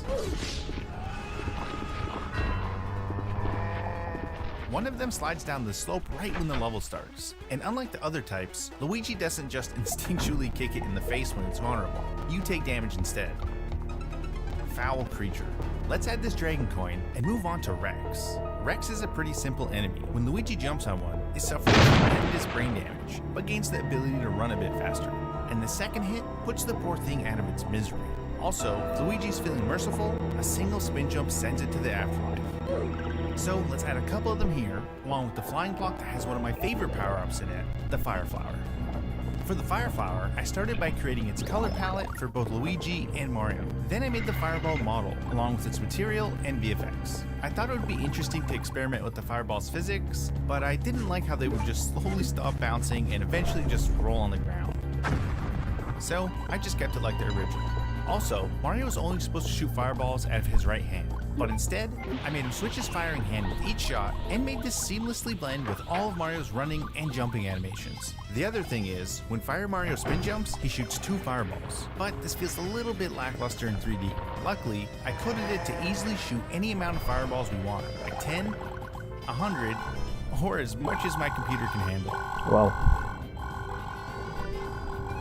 As fun as it is to see Mario shoot fireballs as much as his little Italian heart desires, it's probably best that we cap the max amount of fireballs alive at once to 8. Oh, and I forgot to mention, extra power-ups are stored up here in the item slot and are dropped down whenever you want or automatically when damage is taken. Next, I added these green pipes, some more dino dudes, and a few more that run around these slanted platforms to fill the space better, and another dragon coin.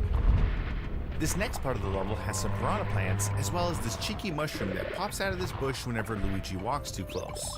And this pipe surrounded by stone blocks, which leads to another cave, but this one has some coins in it instead of flying blocks. Also, this cave exit leads Luigi through a launch pipe, which sends him flying over some piranha plants and into a checkpoint. We skipped over what the message block does in the last level, so this time, let's see what it does. Interesting. This platform has a lot more Rexes and a slope that Luigi can slide down.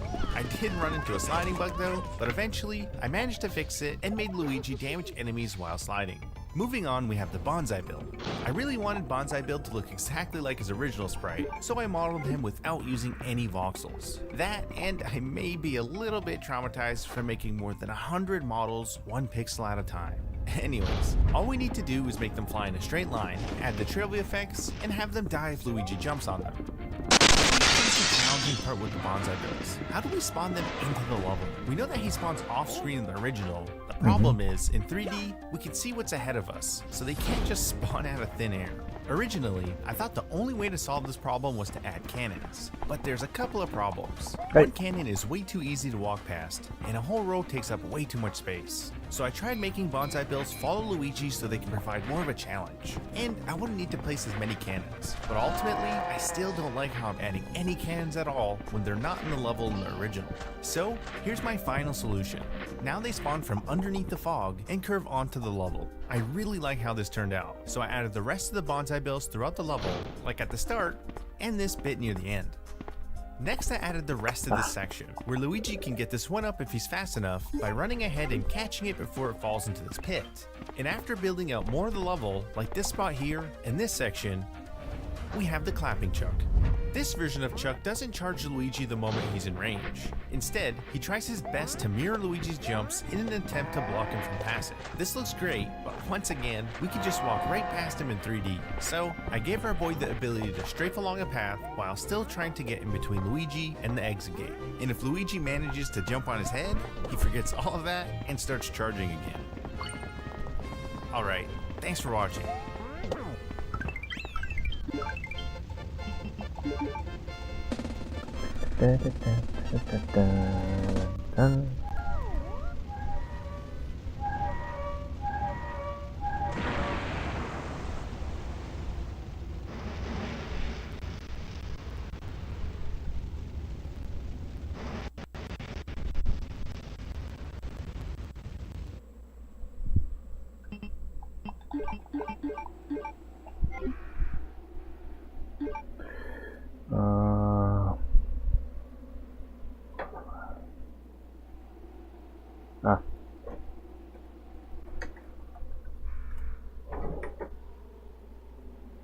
There we go.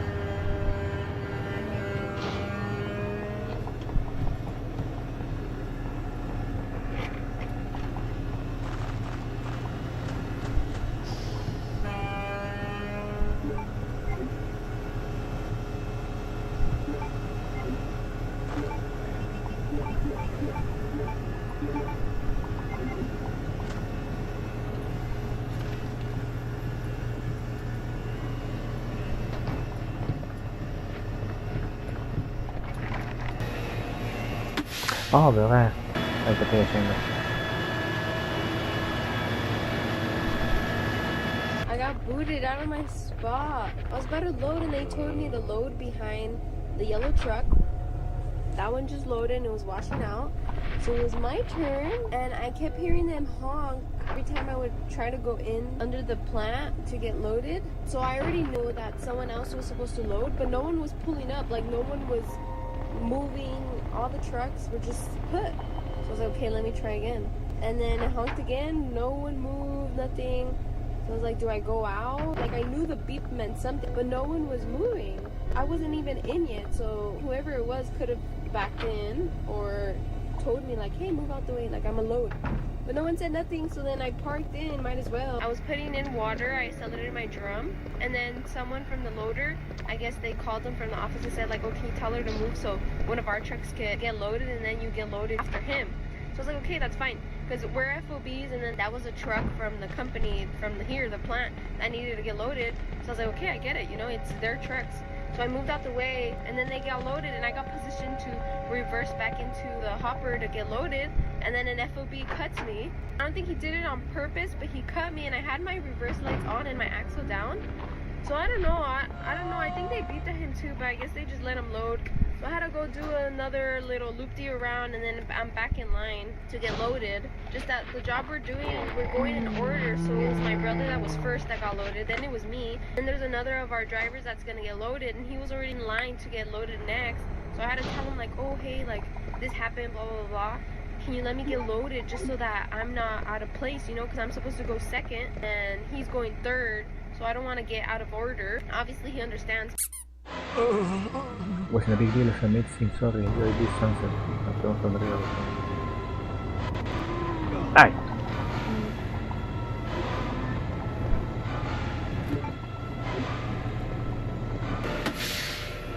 Dun, dun, dun.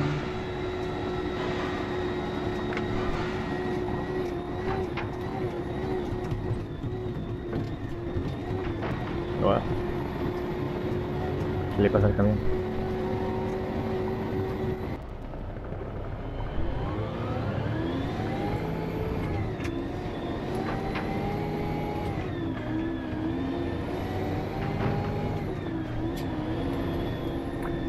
Peter Becker. Corre. Nah.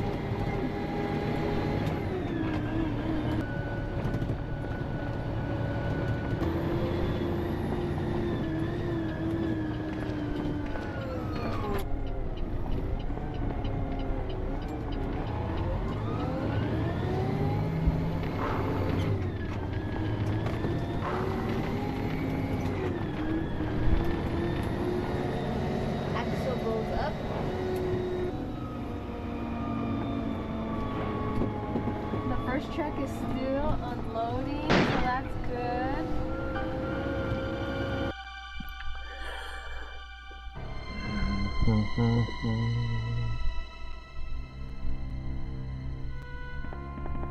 Sorry about that. When I saw the uniform, I thought you were another zombie. Who are you? Ada Wong. And what are you doing here? I'm looking for some guy named Ben. He's one of those reporter types, always looking for a scoop. I heard he was locked up in the cell block, only there's a wrecked car barring the entrance. I've been trying to find another way inside.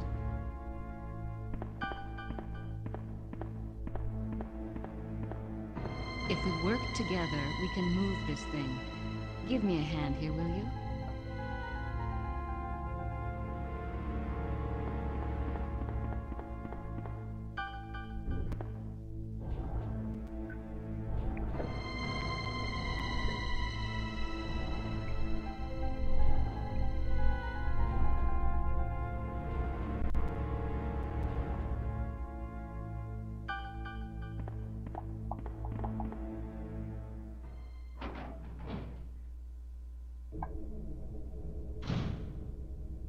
Ada, wait. Ada, wait!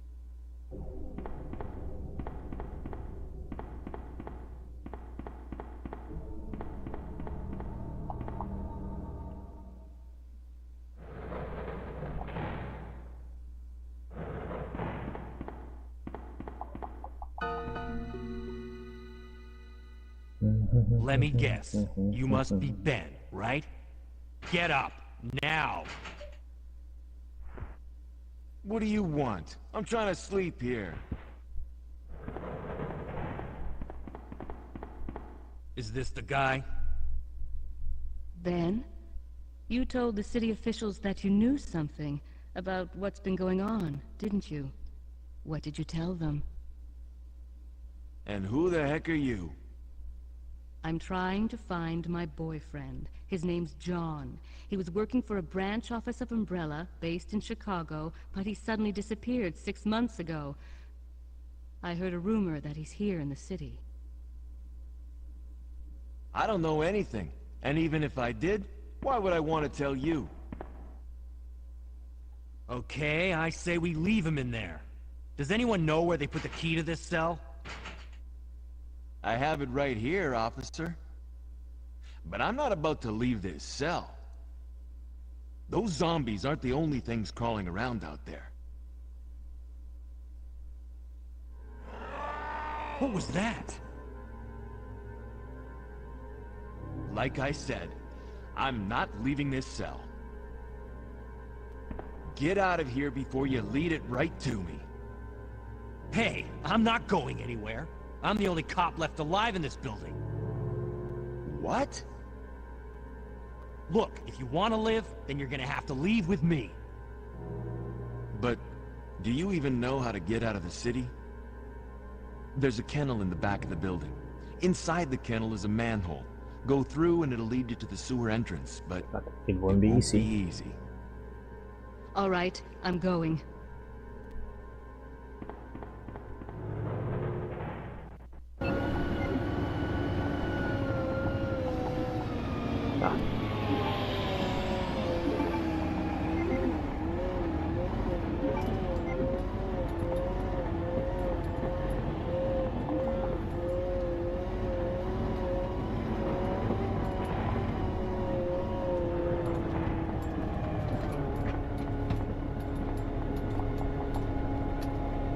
Park right here so that we can easily just back into the pump. What I'm gonna do right now is just open my shoe just to have it ready.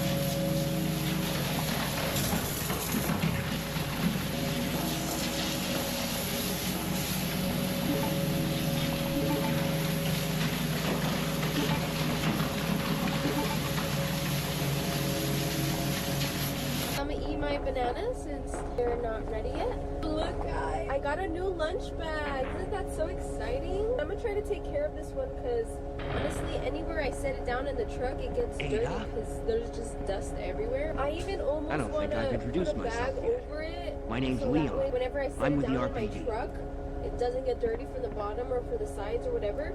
I know it kind of defeats the purpose of having a pretty lunch bag, but I just want to keep it pretty because the other one, I don't know if I showed you guys, but it was just so ugly already. It was really ugly. You think we could get upstairs through the shaft? This is just so embarrassing. Give me a boost. I'll go and check. I have a lot of stuff in here. Today I have chicken burrito. Then I also have some mashed potatoes, gravy, and my water and my banana. That's all I have today, but it's good stuff and I'm actually thirsty too. I'm gonna put my hair up. Dogs. Did I bring a haircut? Yes, I did. Oh, so guys, I'm feeling so much better. Like I have a little piece of. I already got my face dirty. It's okay. But guys, I feel so much better. Last week I was sick all week, and this week I'm healthy again. I'm back to normal. I'm not sick no more. And oh my gosh, if you guys seen my clip in the morning, I got a heater for my room now. Because my room is so dang it cold. And when I was already getting better, because the whole week I slept over at my mom's. The house is really warm. When I was already better, I was like, okay, I'm gonna go back home. I went back home, and it's like I got sick again. I had a cough attack in the middle of the night, and I had never coughed that bad in general when I was sick. I didn't even really get a cough, and I was coughing so much that night that I went back home because it was so cold. And then in the morning, I woke up with my hair in my head cold. It was so weird. I don't know how to explain it. So I finally went to Home Depot and I got myself a $100 heater, which is so expensive, but it was recommended to me and I got it and I love it. And I'm just not gonna think about the price because it keeps me warm at night. But cheers. But my brother's done, guys. I'm next. So I'm not even gonna finish my banana. I'm just gonna get into position. Make sure there's no cars.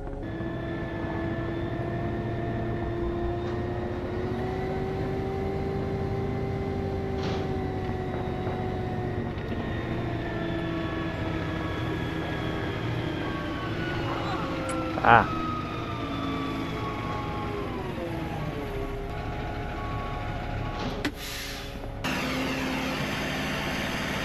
Leon, can you hear me? Ada, did you find it? Right here.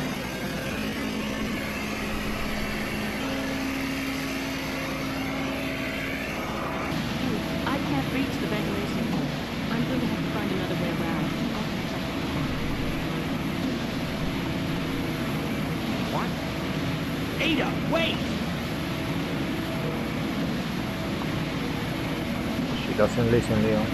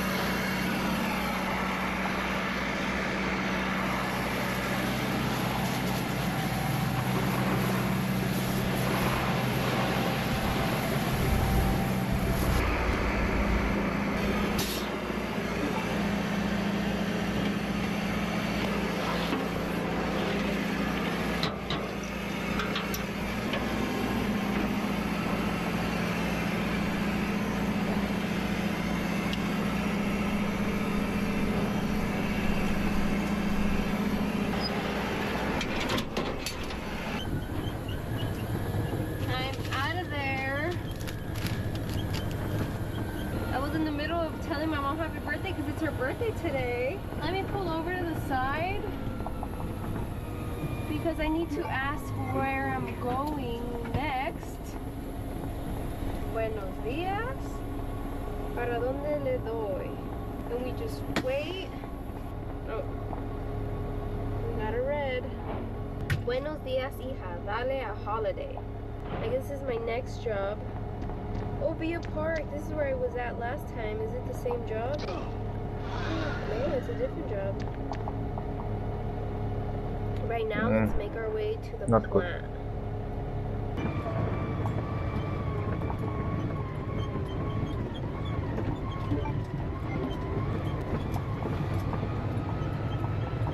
Hey. Whoa, look at this. Probably with the wind, a tree fell down.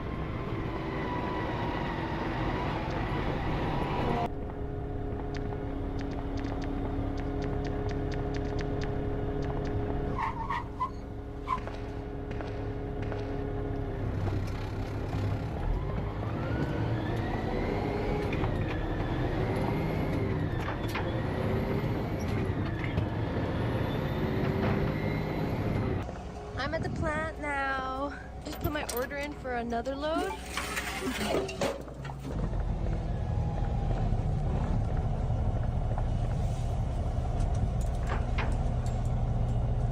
I got loaded 10 yards and I'm going to Via Park. My brother's going first and then I'm gonna start making my way over there. It's a far drive, I think it's 40 minutes. I heat up some lunch, so I have my mashed potatoes and gravy. Yeah, I have my seatbelt on and let's get on the road now. I'm 3 minutes away. It's a big dually. Yeah, it's nice.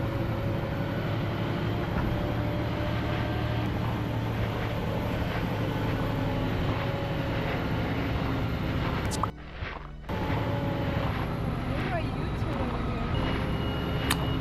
Zombie.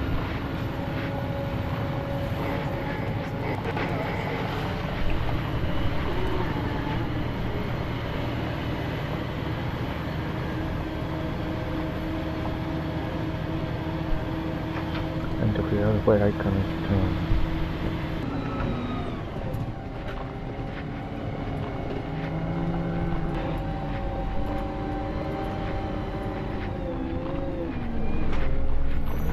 Ah!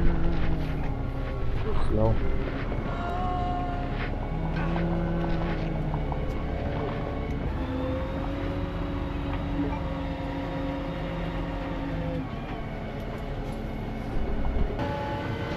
Oh, I see the ZL1. I don't like that color.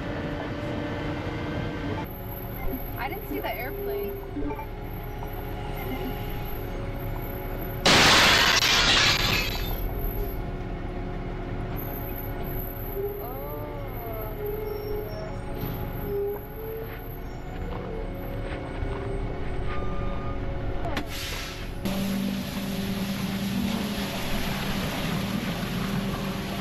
Ay, demonios. It's done. It's my turn. I have to back up in there.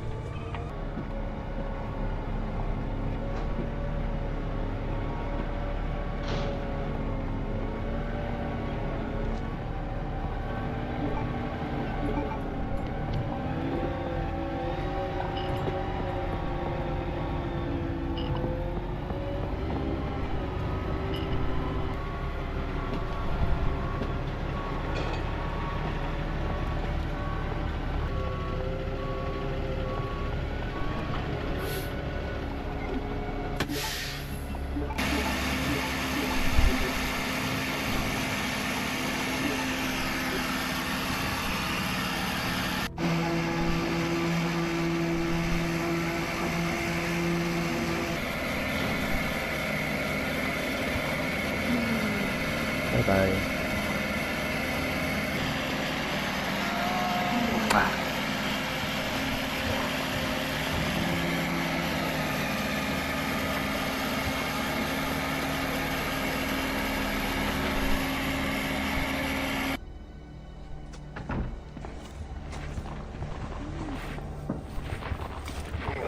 Hey.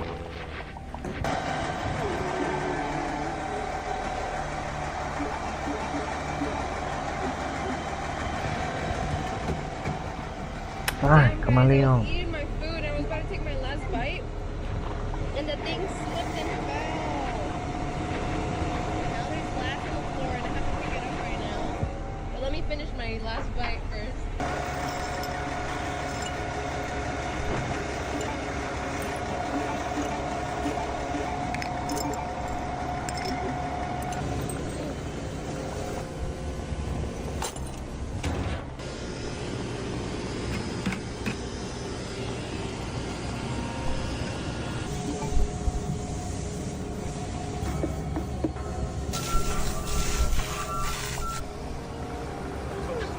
쌌나 봐.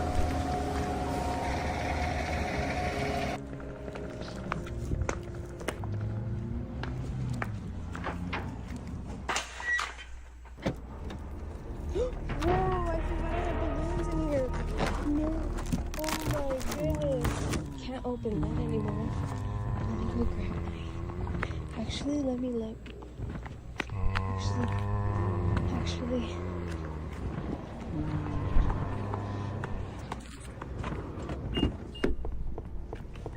I'm gonna pull the car in closer. Guys, these are my mom's birthday flowers I got her and they're so pretty. But yeah, it's my mom's birthday, guys. I'm gonna wash my hands really quick. Because I love my car so much, especially knowing I'm gonna pay it off soon. I'm gonna put the flowers here and put a seatbelt on them. Okay. Hopefully this works. I don't know if this is gonna work or not. I built this contraption so this gets stuck right there and then it straps on, because if you guys seen, it was falling down, but now I put this and it's grabbing the seatbelt and they're secure now. Look how pretty.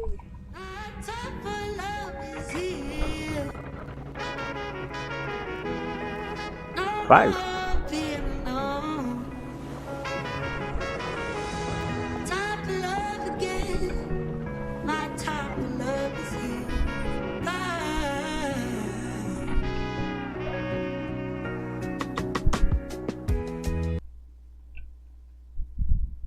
No!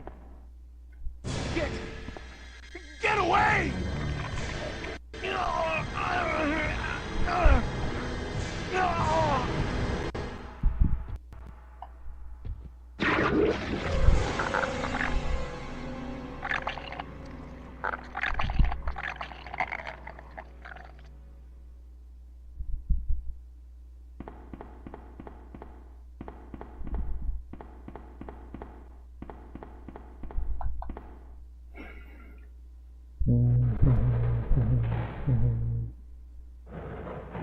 Ben!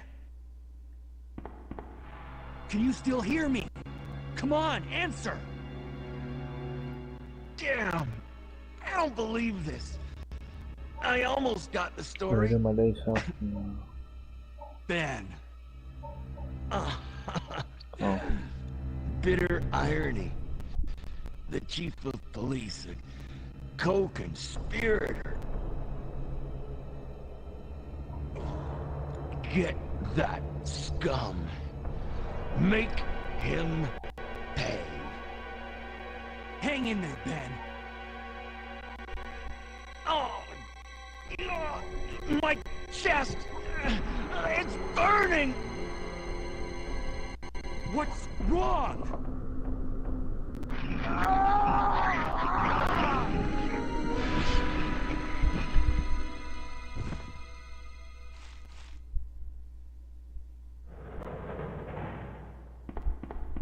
Good God, what was that?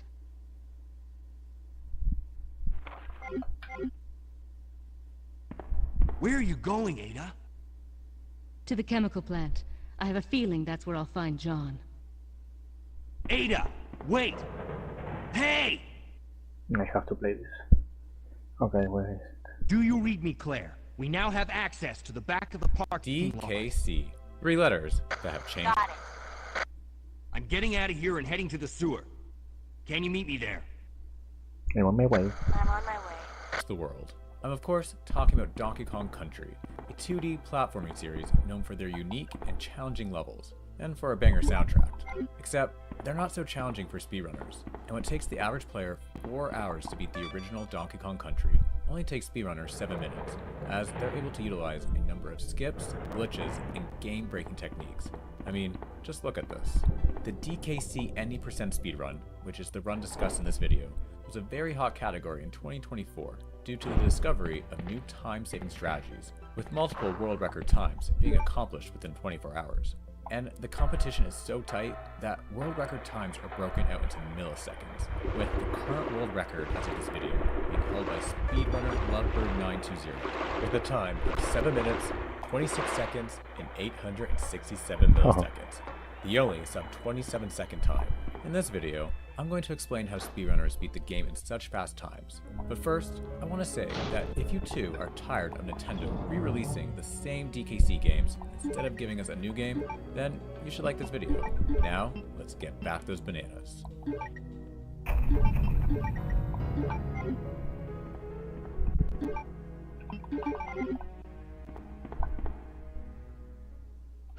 Right away, the speedrun starts with a glitch, known as the Funky Barrel Start, which allows speedrunners to start the game in a funky barrel on the world map. Pressing start and down on the cranky screen within 30 frames activates this glitch, and it roughly saves 1.2 seconds on the run, as the funky barrel is faster on the overworld compared to DK, in addition to there being reduced load times due to the music not changing. This glitch is exclusive to version 1.0. There are a few other time-saving glitches exclusive to version 1.0, and specifically the U or English version, which is why all the top speedrunners play this version. Speedrunners head to Jungle Hijinks as normal, the first level of the game.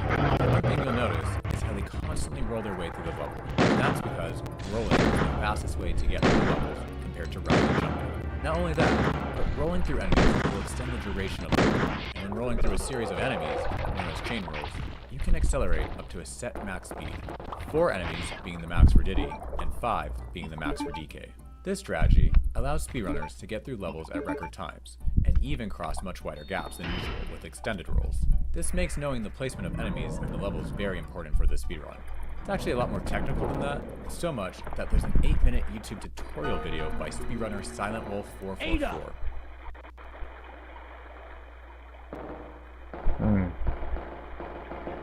What was that all about?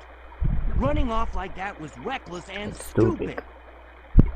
Those zombies are everywhere. Not to mention that thing that got Ben. I was there, Leon. I know. Look, Ada.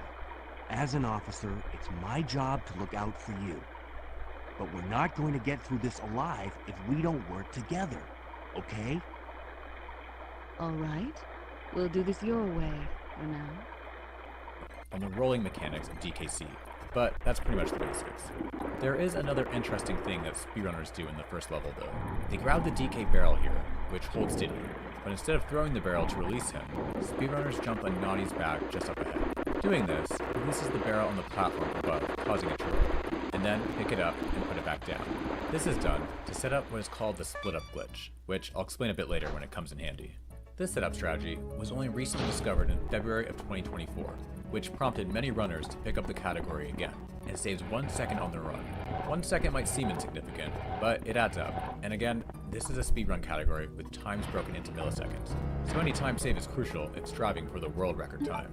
This new setup is also more consistent because it isn't frame perfect like the old setup, which involved re-entering the first level, grabbing and throwing the first DK barrel, but then exiting the level by pressing start and select with the barrel mid-air. What both these strategies do is confuse the game as to which Kong is active.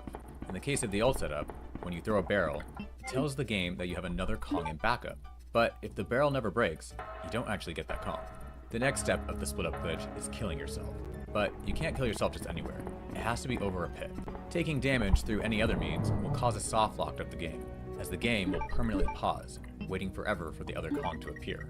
Speedrunners determined that the fastest possible pit to kill themselves in is at the start of the next level, Ropey Rampage, where they jump off the ledge here and let the armadillo kill them as they fall below the death plane, putting them back on the map and thus activating the split-up glitch.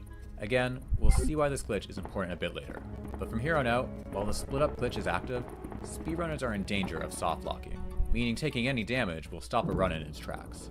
After a level is beaten in DKC, there's a quick unskippable victory dance. But this victory dance can be ended 2 seconds earlier by pressing A, B, X, or Y during the dance. And this skip is known as the fanfare skip. This skip only works in new versions 1.0 and 1.1, giving speedrunners even more incentive to play version 1.0. That woman was... And if that wasn't enough I have incentive, to talk to her. Next, speedrunners execute a glitch known as map warp, another glitch exclusive to version 1.0 and 1.1. While walking across the corners between the stages on the World 1 map, the game can be tricked into making you enter a stage by pressing any button on the same frame you reach the corner. When you reach a corner, the Kong stops in place for 1 frame. So if you are pressing a button when you reach it, the game thinks you're trying to enter a stage and puts you somewhere.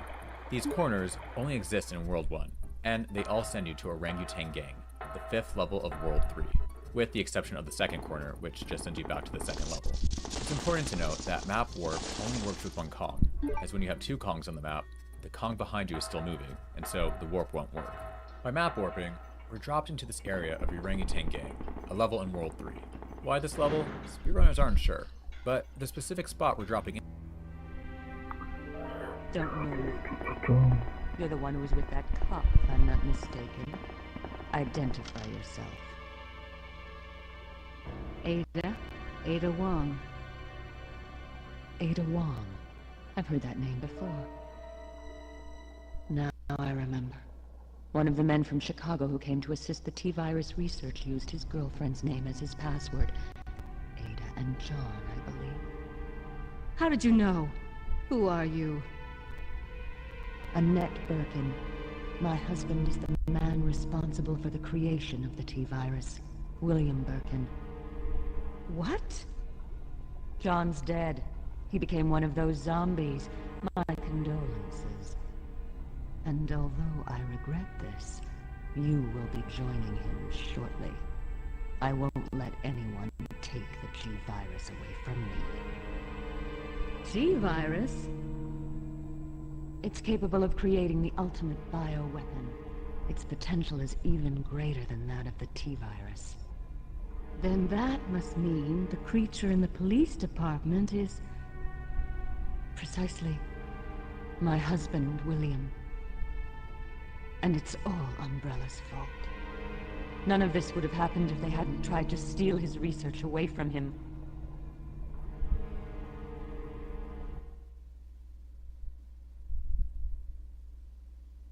So those rats were the carriers of the virus. As a result of his virus-induced transmutation, William should have lost any prior memories he had as a human by now. Even worse, every G-virus bioweapon, including William, has the ability to implant embryos into other creatures. And create offspring. No.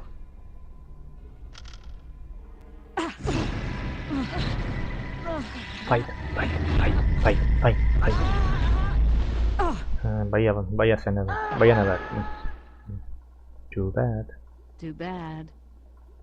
Into is a return barrel from one of the bonuses. The objective in this level is to further warp to Manic Mincers, the second level of the 6th world, specifically with Espresso, DK's ostrich buddy, using a glitch known as Wrong Warp. To Wrong Warp, speedrunners need to go backwards in the level to grab the steel keg and attach it to Espresso, something the game never intended to happen. For a while, the common strategy to pull this off involved picking up the steel keg here and then running with it to Espresso's crate, making sure to jump over the DK barrel as it's not really steady. There's a reason for that, which you'll see soon. But at some point in my research for this video, I had reached out to the world record holder Lovebird920, and coincidentally, they had just completed a run that day with a faster time, and in that run, they used a new strategy that was only used in TAS, until a few speedrunners looked into it and found an RTA viable way to do it. I'm not sure if there's a name for this yet, but I'm going to call it the keg roll. Here, we see Lovebird920 throw the keg and catch up to it by doing a super precise throw and a series of precise rolling and jumping. Depending how well the strategy is executed, it can save between 1 and 1.2 seconds on the run. Lovebird920 told me this is probably the hardest strategy they have ever had to learn in DKC, and they run every category. From here, speedrunners place the steel keg on the ground, free Espresso, and bring him down to where the steel keg is. They then get off Espresso, pick up the steel keg, and then jump on the tail of Claptrap, so that the steel keg ricochets off the ledge, so that speedrunners can land on the steel keg and ride it, and then press B while going past Espresso. When this happens, Espresso picks up the steel keg, and because the game never thought Espresso would be able to pick this up, the game thinks it's DK that's picked it up. So when you release the steel keg, you see this. The game just thinks DK is riding DK. At this point, speedrunners make their way forward in the level, making sure to break through the checkpoint barrel, where another interesting thing occurs. When they break through the checkpoint barrel, the steel keg turns into an invisible object, and this is known as the invisible sprite glitch. Speedrunners typically use invisible objects to manipulate memory IDs, which helps them wrong warp to other places. This is where things get very technical, but essentially, a memory ID is associated with every object in the game. This includes enemies, barrels, and even bonus exit destinations. And you must create an invisible object to manipulate these objects. For example, you can throw an enemy when you throw an invisible object. You can even throw fire, which Lovebird920 does here. But the only way to create an invisible object is by throwing a barrel, catching it again, and then crashing it into an airborne barrel. From this point, speedrunners follow a very specific path to one of the level's bonus rooms, being careful to once again not hit the DK barrel and to not do any extra movement as it could screw up the memory IDs. And just before the ledge that leads to the bonus room, speedrunners go neutral, which essentially means not pressing anything on the directional pad. This is purposeful, as it sets the correct memory IDs to warp to Manic Mincers. If you don't stop here, the memory IDs will get screwed up and you will be warped somewhere else. If you're like me and wondering, how the hell did people figure this shit out? The community is a group of really smart people, known as Tazzers, that look into the stuff using an emulator and then document everything they find. I'm not going to even pretend I understand any of it. Once in the bonus room, speedrunners unearth and throw the DK barrel so that they can perform a dual exit. And this is where the split-up glitch shines. The split-up glitch allows you to control both Kongs at the same time, and in order to wrong warp to Manic Mincers, both Kongs need to exit the bonus room on the same frame. Leon. This bullet wound isn't making things any easier. Quiet, Leon. I'll patch you up.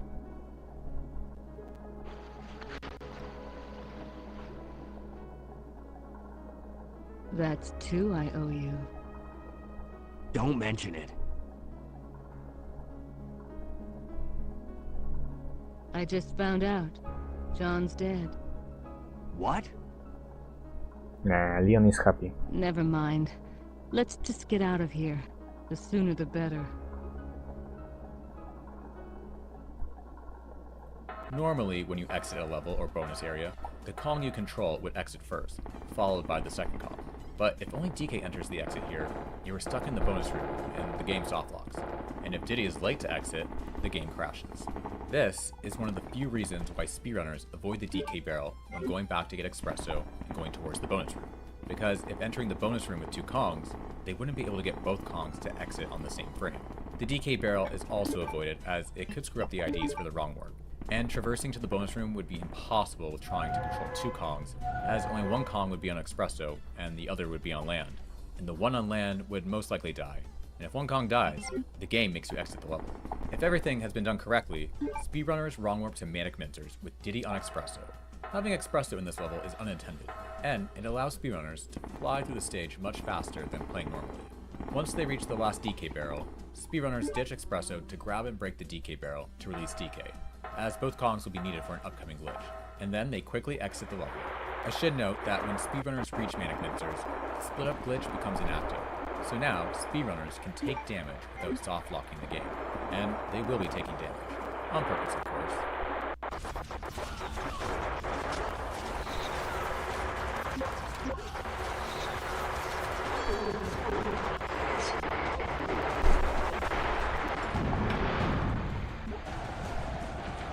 Next is Misty Mine. At this point, we're only 2.5 minutes into the run, and already speedrunners have had to pull off so many different skips and glitches, with one of the craziest coming up next. What we're about to see is a combination of different glitches. First, speedrunners purposely get hit by the snake here to lose Diddy, and this is done to store what is known as a super jump. You can tell when you get the storage by seeing Diddy run to the right and climb the screen. To use the store super jump, speedrunners must throw another DK barrel to release Diddy once more, only to land and take damage from another snake, making sure to hold B afterwards. And if doing so, the next time you land on an enemy, you will get a super jump, which allows you to continue to fly up in the air as long as the B button is being held. Then, there's what is known as a jump roll. The jump roll is an infinite flying trick that is performed by starting a roll on the same frame that an enemy is bounced on. To do this, you'll need to be in a situation where you can bounce on an enemy while still on the ground, which can usually be done when an enemy is right next to a ledge, like in this situation here. The Y button will need to be pressed on the same frame that the enemy is landed on to execute the jump roll. And yes, it's frame perfect. And then immediately release the button. What's cool is that while during a jump roll, you are immune to all enemies, like the snake here. The only exception is bees. Damn bees. And then, to get out of jump roll, all you need to do is touch the ground. But what speedrunners utilize in this run is a combination of the super jump and jump roll, known as the super jump roll. This trick allows speedrunners to fly over entire levels at a much faster rate compared to just a super jump. To perform a super jump roll, speedrunners store a super jump as just explained, but instead of landing on an enemy, they initiate a jump roll off the snake that pops out of the barrel here, making sure to continue to hold B to activate the super jump as well. And the way they set this up is to ensure they get a proper trajectory to roll through all enemies to achieve max speed in the air. Eventually, they fly up into the air, off-screen and completely bypassing the level, using the checkpoint barrel as a visual cue to release the B button and start descending down so that they land right in front of the exit level. After flying their way through Misty Mine, instead of continuing forward, speedrunners go back to Manic Mincers to set up another split-up glitch. However, they use the standard method of throwing the DK barrel and then exiting the stage by pressing start and select.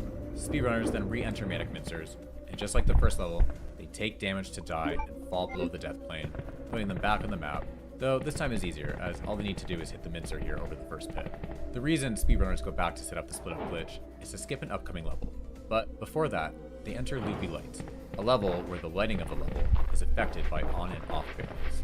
Your average player would take the time to hit these barrels so that they can see what's around them, but speedrunners have every jump, enemy, and detail memorized at each level, and so they don't need to turn on the lights. They can just roll and breeze their way through the level, glitchless I might add, which is more impressive when you remember that when the split-up glitch is active, one hit over land will soft-lock the game, ending the run instantly.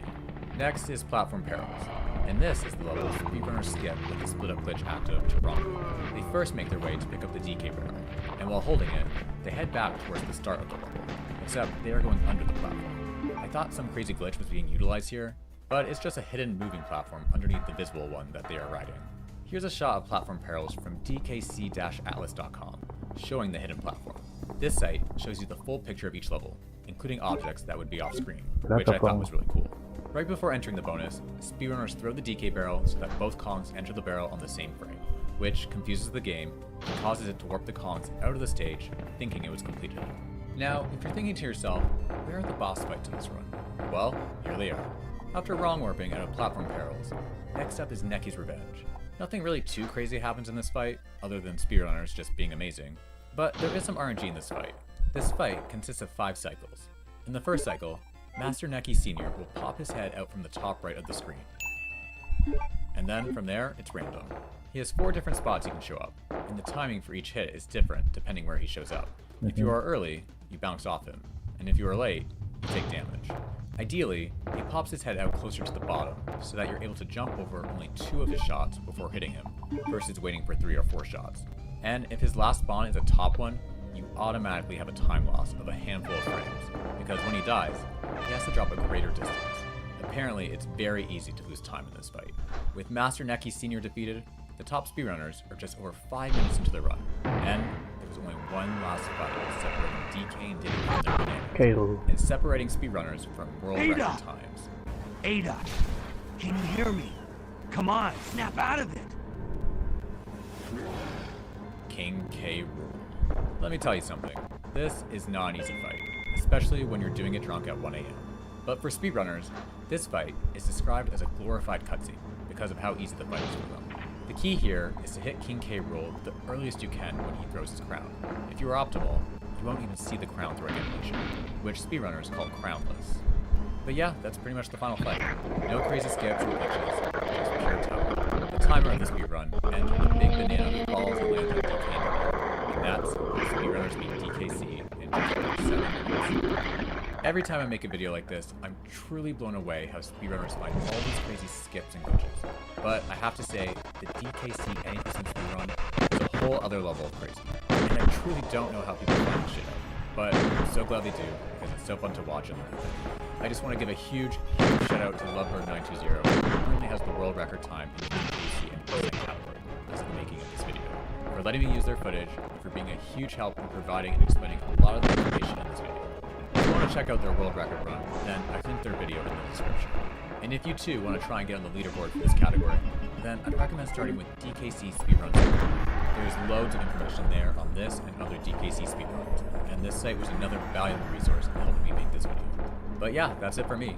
If you like this video and want to see more DKC content, then please like this video, and I'll see you in the next one. I want to give a special shout out to Rebecca Lyons, Laybird, Puddles Megan, Koi13, and Nice Gamer Music. Don't die on me, Ada. Come on! Wake up! Come on!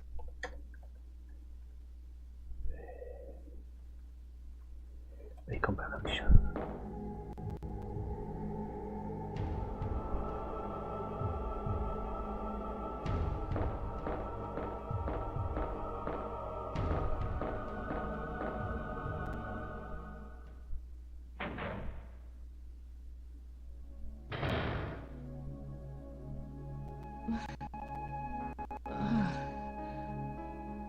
Welcome back. Hey, take it easy. We're inside Umbrella's secret lab. I'll go find something to treat that wound, so just rest here in the meantime. But I'll only slow you down with these injuries. Go. Save yourself. I told you, it's my job to look after you. But you'll be in danger if you stay with me. I know I've only known you for a short period of time, but I really enjoy being with you. I know I'm not capable of caring about anyone, but I don't want to lose you. We're leaving this place together. Wait here for me. I'll be right back.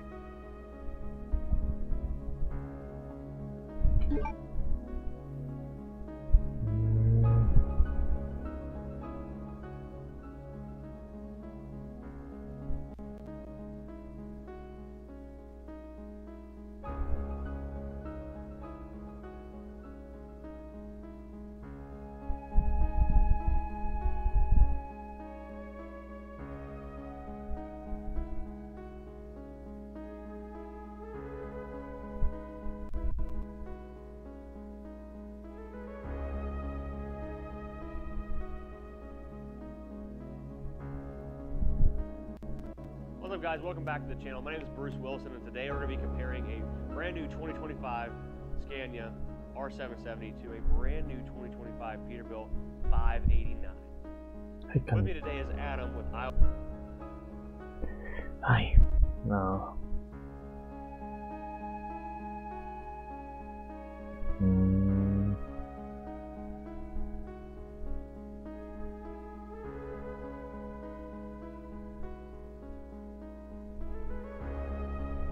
Oh, right.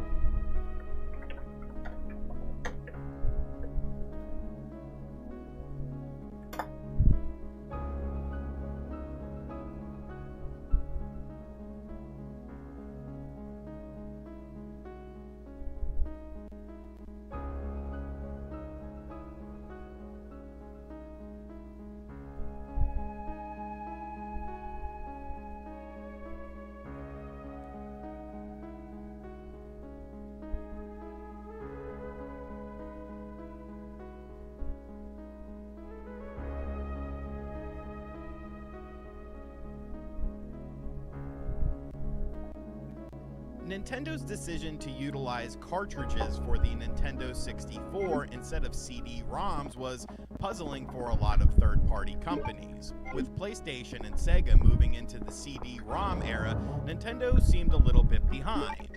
Now, yes, there were benefits to cartridges, such as no loading times, but it seemed like the benefits of CD-ROM further outweighed what a cartridge could do. You had more room for video streaming, for full motion video, for CD quality audio, and discs were cheap to make. You could make a 3 or 4 disc game if you really needed to, and it would still be cheaper than manufacturing just one cartridge. Now, because of this, a lot of third-party companies did end up shying away from the Nintendo 64, and it really benefited the PlayStation brand. Konami, Squaresoft, and Capcom were powerhouses on the Super Nintendo, but not really seen very much on the N64 compared to the PlayStation 1. Of course, PlayStation had all sorts of new franchises as well that were absolutely lighting the gaming scene on fire, one of them being Capcom's Resident Evil. Resident Evil, of course, took upon the principles of Alone in the Dark and really expanded upon it, put it into a more modern era, and for many people is the godfather of the survival horror genre. Nintendo 64 fans were on the outside looking in at the amazing Resident Evil franchise until something strange happened. Resident Evil 2, the multi-disc sequel to the original Resident Evil, was announced for the Nintendo 64. How could this be? This game was 2 discs on the PlayStation 1, and we all know the size limitations of the Nintendo 64 cartridge. This game really should not exist, but it does. And you know what? It's spectacular. Capcom decided to go with a company called Angel Studios to handle the port of Resident Evil 2 to the Nintendo 64.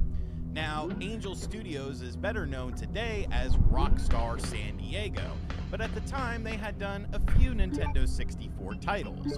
Major League Baseball featuring Ken Griffey Jr. and the sequel to the game. Obviously, though, this was a much bigger undertaking than a baseball game, bringing over a 2-disc PlayStation 1 game that featured quite a bit of full-motion video and CD quality audio. The PlayStation 1 and the Nintendo 64 had very different architectures. The PlayStation, of course, used these CD-ROMs, each offering up to 650 megabytes of storage per disc. It also had robust full-motion video playback and supported high-quality audio. The Nintendo 64, however, relied on cartridges, with a maximum capacity of just 64 megabytes. Now, while the N64's custom processor did allow for advanced 3D rendering and lighting, the lack of space and expensive cartridges definitely posed quite a few challenges. Now, Resident Evil 2 on the PlayStation was around 1.2 gigabytes of data, but oddly enough, it didn't necessarily have to be that way. You see, Resident Evil 2 on the PlayStation 1 was actually the victim of some miscalculations. The game's audio actually wouldn't take up as much space as it was initially thought it was going to be based on these miscalculations, but by the time this was discovered, Capcom had a decision to make. Either rework everything and put it on one disc, or continue with the 2-disc format that they were already using. Of course, they decided to continue with the 2-disc format. But how was Angel Studios going to take 1.2 gigabytes and turn it into 64 megabytes on the Nintendo 64? Well, that's where compression came into play. The PlayStation version used uncompressed FMVs, but these could not be fit on a Nintendo 64 cartridge. FMVs were then recoded using advanced compression techniques by factor 5, which significantly reduced their size at the cost of some visual quality.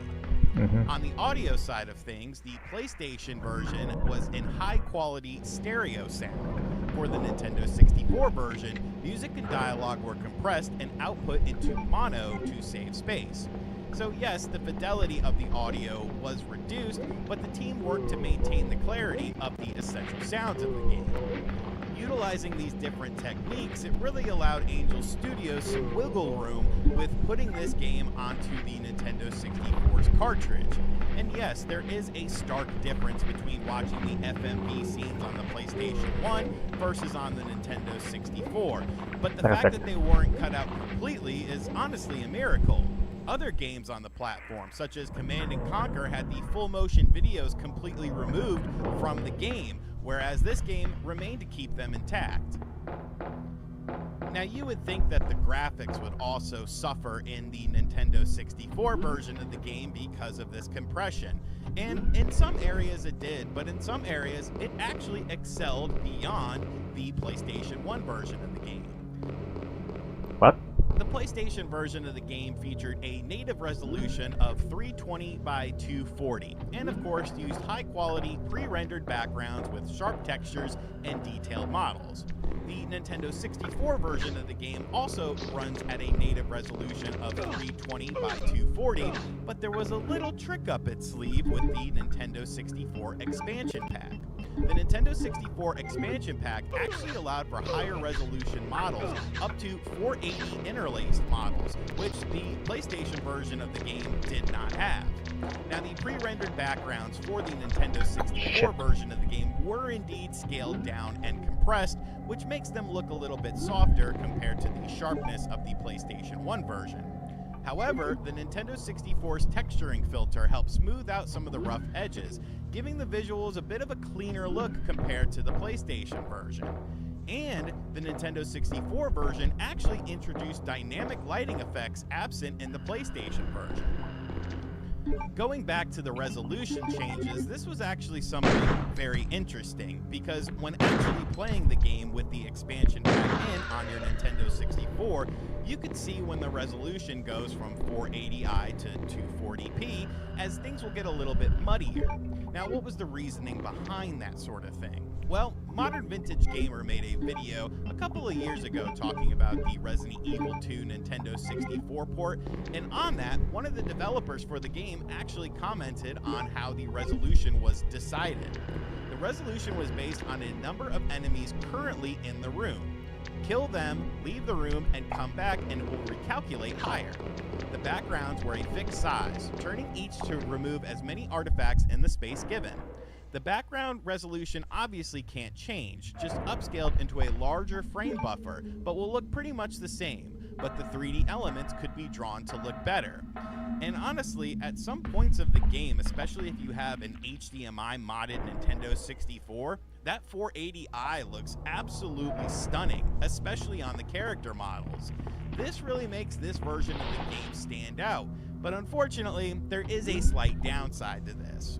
If you're playing this on your modern television and you have a scaler, it can be a little bit tricky when the resolution changes. Sometimes it won't work, sometimes the scaler will black out for a few seconds, and if you're in the middle of a game, that could kind of be a pain in the ass. Luckily for me, I'm on an HDMI modded N64, and it works fantastically.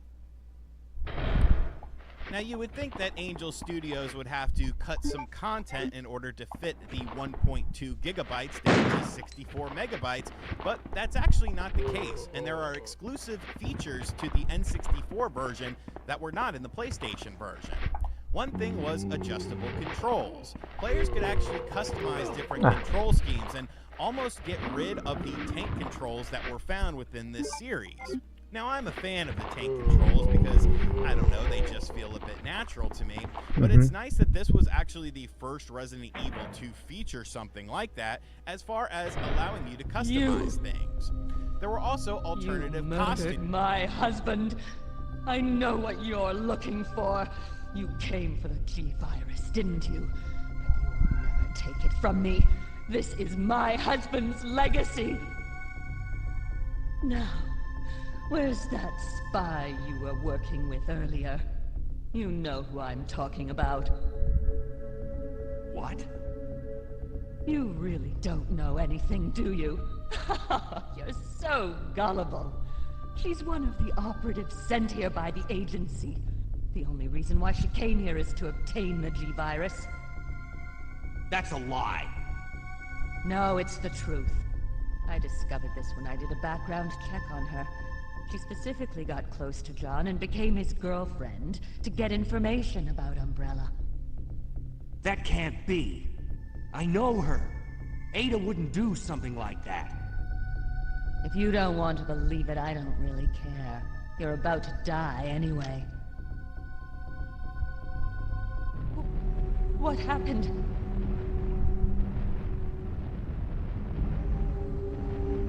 Boing.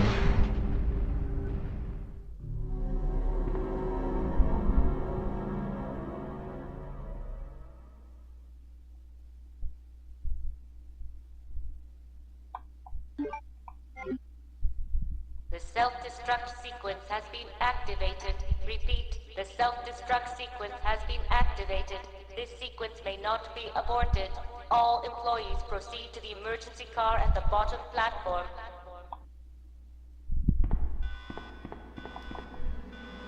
Repeat, all employees proceed to the bottom platform.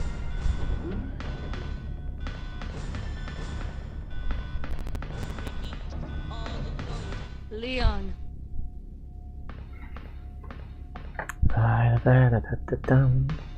I've been waiting for you, Leon. What are you doing? You know what this is about, so just hand over the G-Virus. I don't believe this. Annette was right. About everything. That's why I told you to leave without me, but you wouldn't listen. Now hand it over. Don't make me shoot you. You can't do that.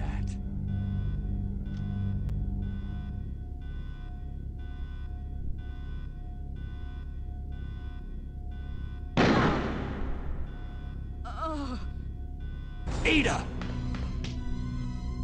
Ada, I've got you. Don't give up. She fired. Leon, it's over. Just let me go. Shut up. You're gonna make it. It's too late, Leon. We both know it. No. I promised you that we would escape. You just have to help me out here. I really wanted to escape with you, Leon. Escape from everything. Goodbye.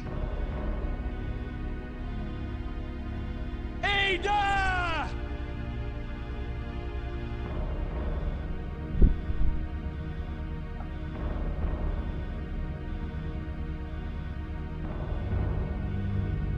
No.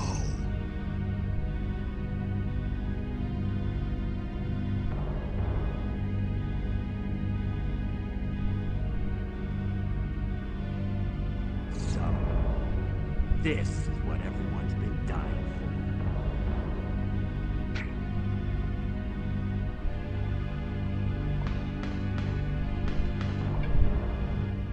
That were only featured in the Nintendo 64 version of the game.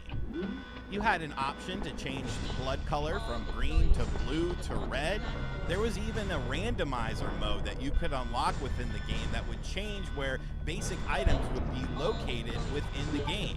Yes, a randomizer it's not on good. a Nintendo 64 game. It's not good. It's just absolutely incredible how they managed to fit this game onto a single cartridge without sacrificing really much of anything. You still have both Leon and Claire's campaigns. You have the additional campaigns that you can unlock after you beat the game under certain parameters. All of the content is still there, and there's even additional content added into this game. And of course, what did we say at the start of this video? Nintendo did not want these loading times on the Nintendo 64, and Resident Evil 2 on the Nintendo 64 definitely did not have these crazy loading times that sometimes the PlayStation 1 version of the game had, thanks to that cartridge-based medium.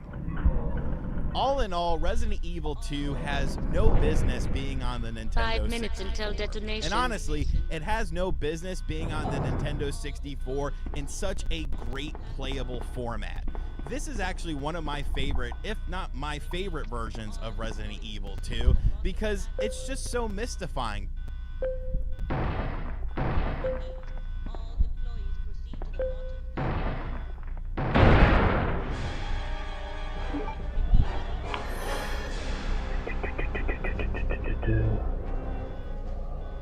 Tío.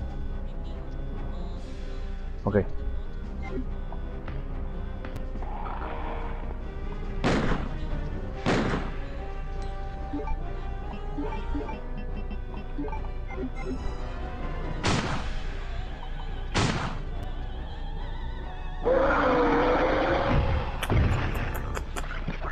Oh no.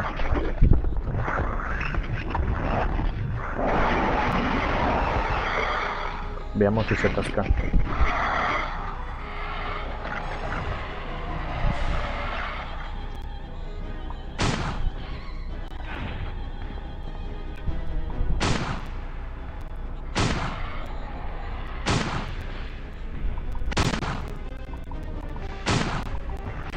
Okay.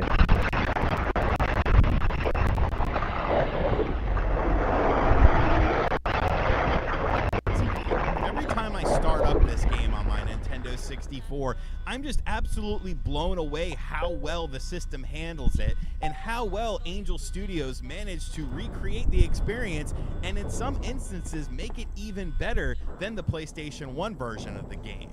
Now, yes, you could play your Resident Evil 2 remakes and stuff like that nowadays. Those are great games as well. But this was from an era where developers really had to put their heart and passion into these projects if they wanted to make things work. Imagine getting a full Resident Evil experience at 64 megabytes in 2024 and beyond. It would never happen. Hope you guys enjoyed this video. Give me your thoughts and feedback in the comment section down below whether or not you played this version of Resident Evil 2. And as always, I'll catch you guys on the next video. Later.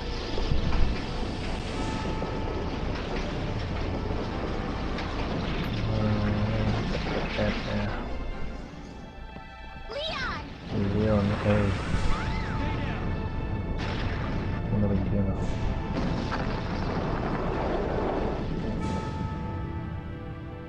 Are you okay? Yes, I'm fine. It's over. No. I have to find my brother. You're right. This is just the beginning. Just the beginning.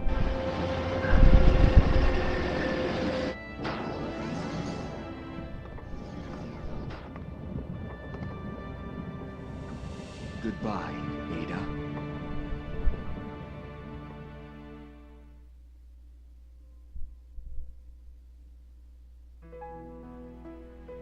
Ah, 1.28. 7 minutos. 7 minutos.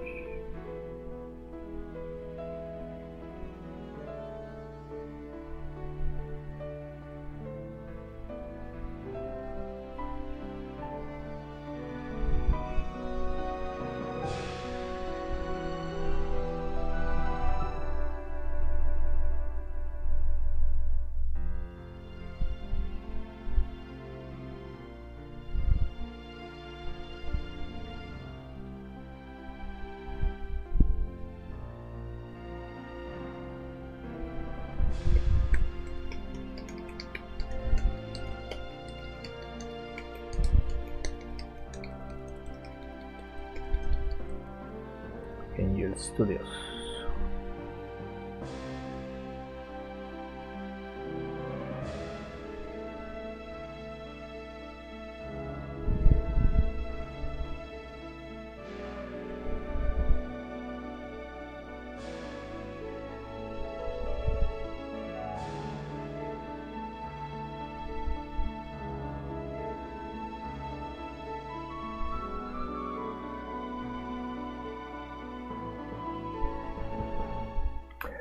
And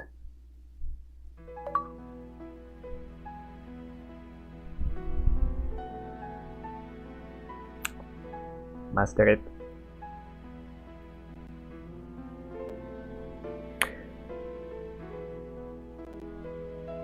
Oof.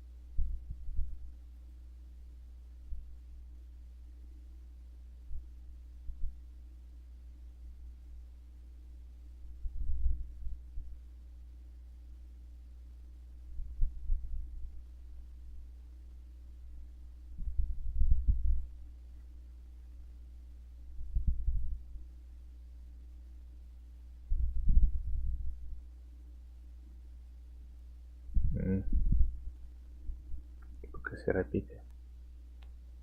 Bueno.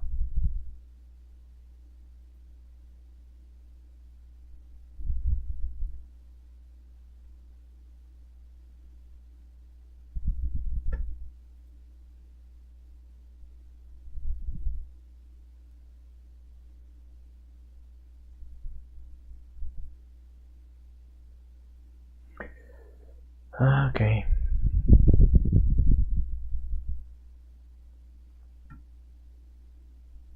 Pam. Se acabó para mí. Ok, ok. Nos vemos. Bye bye.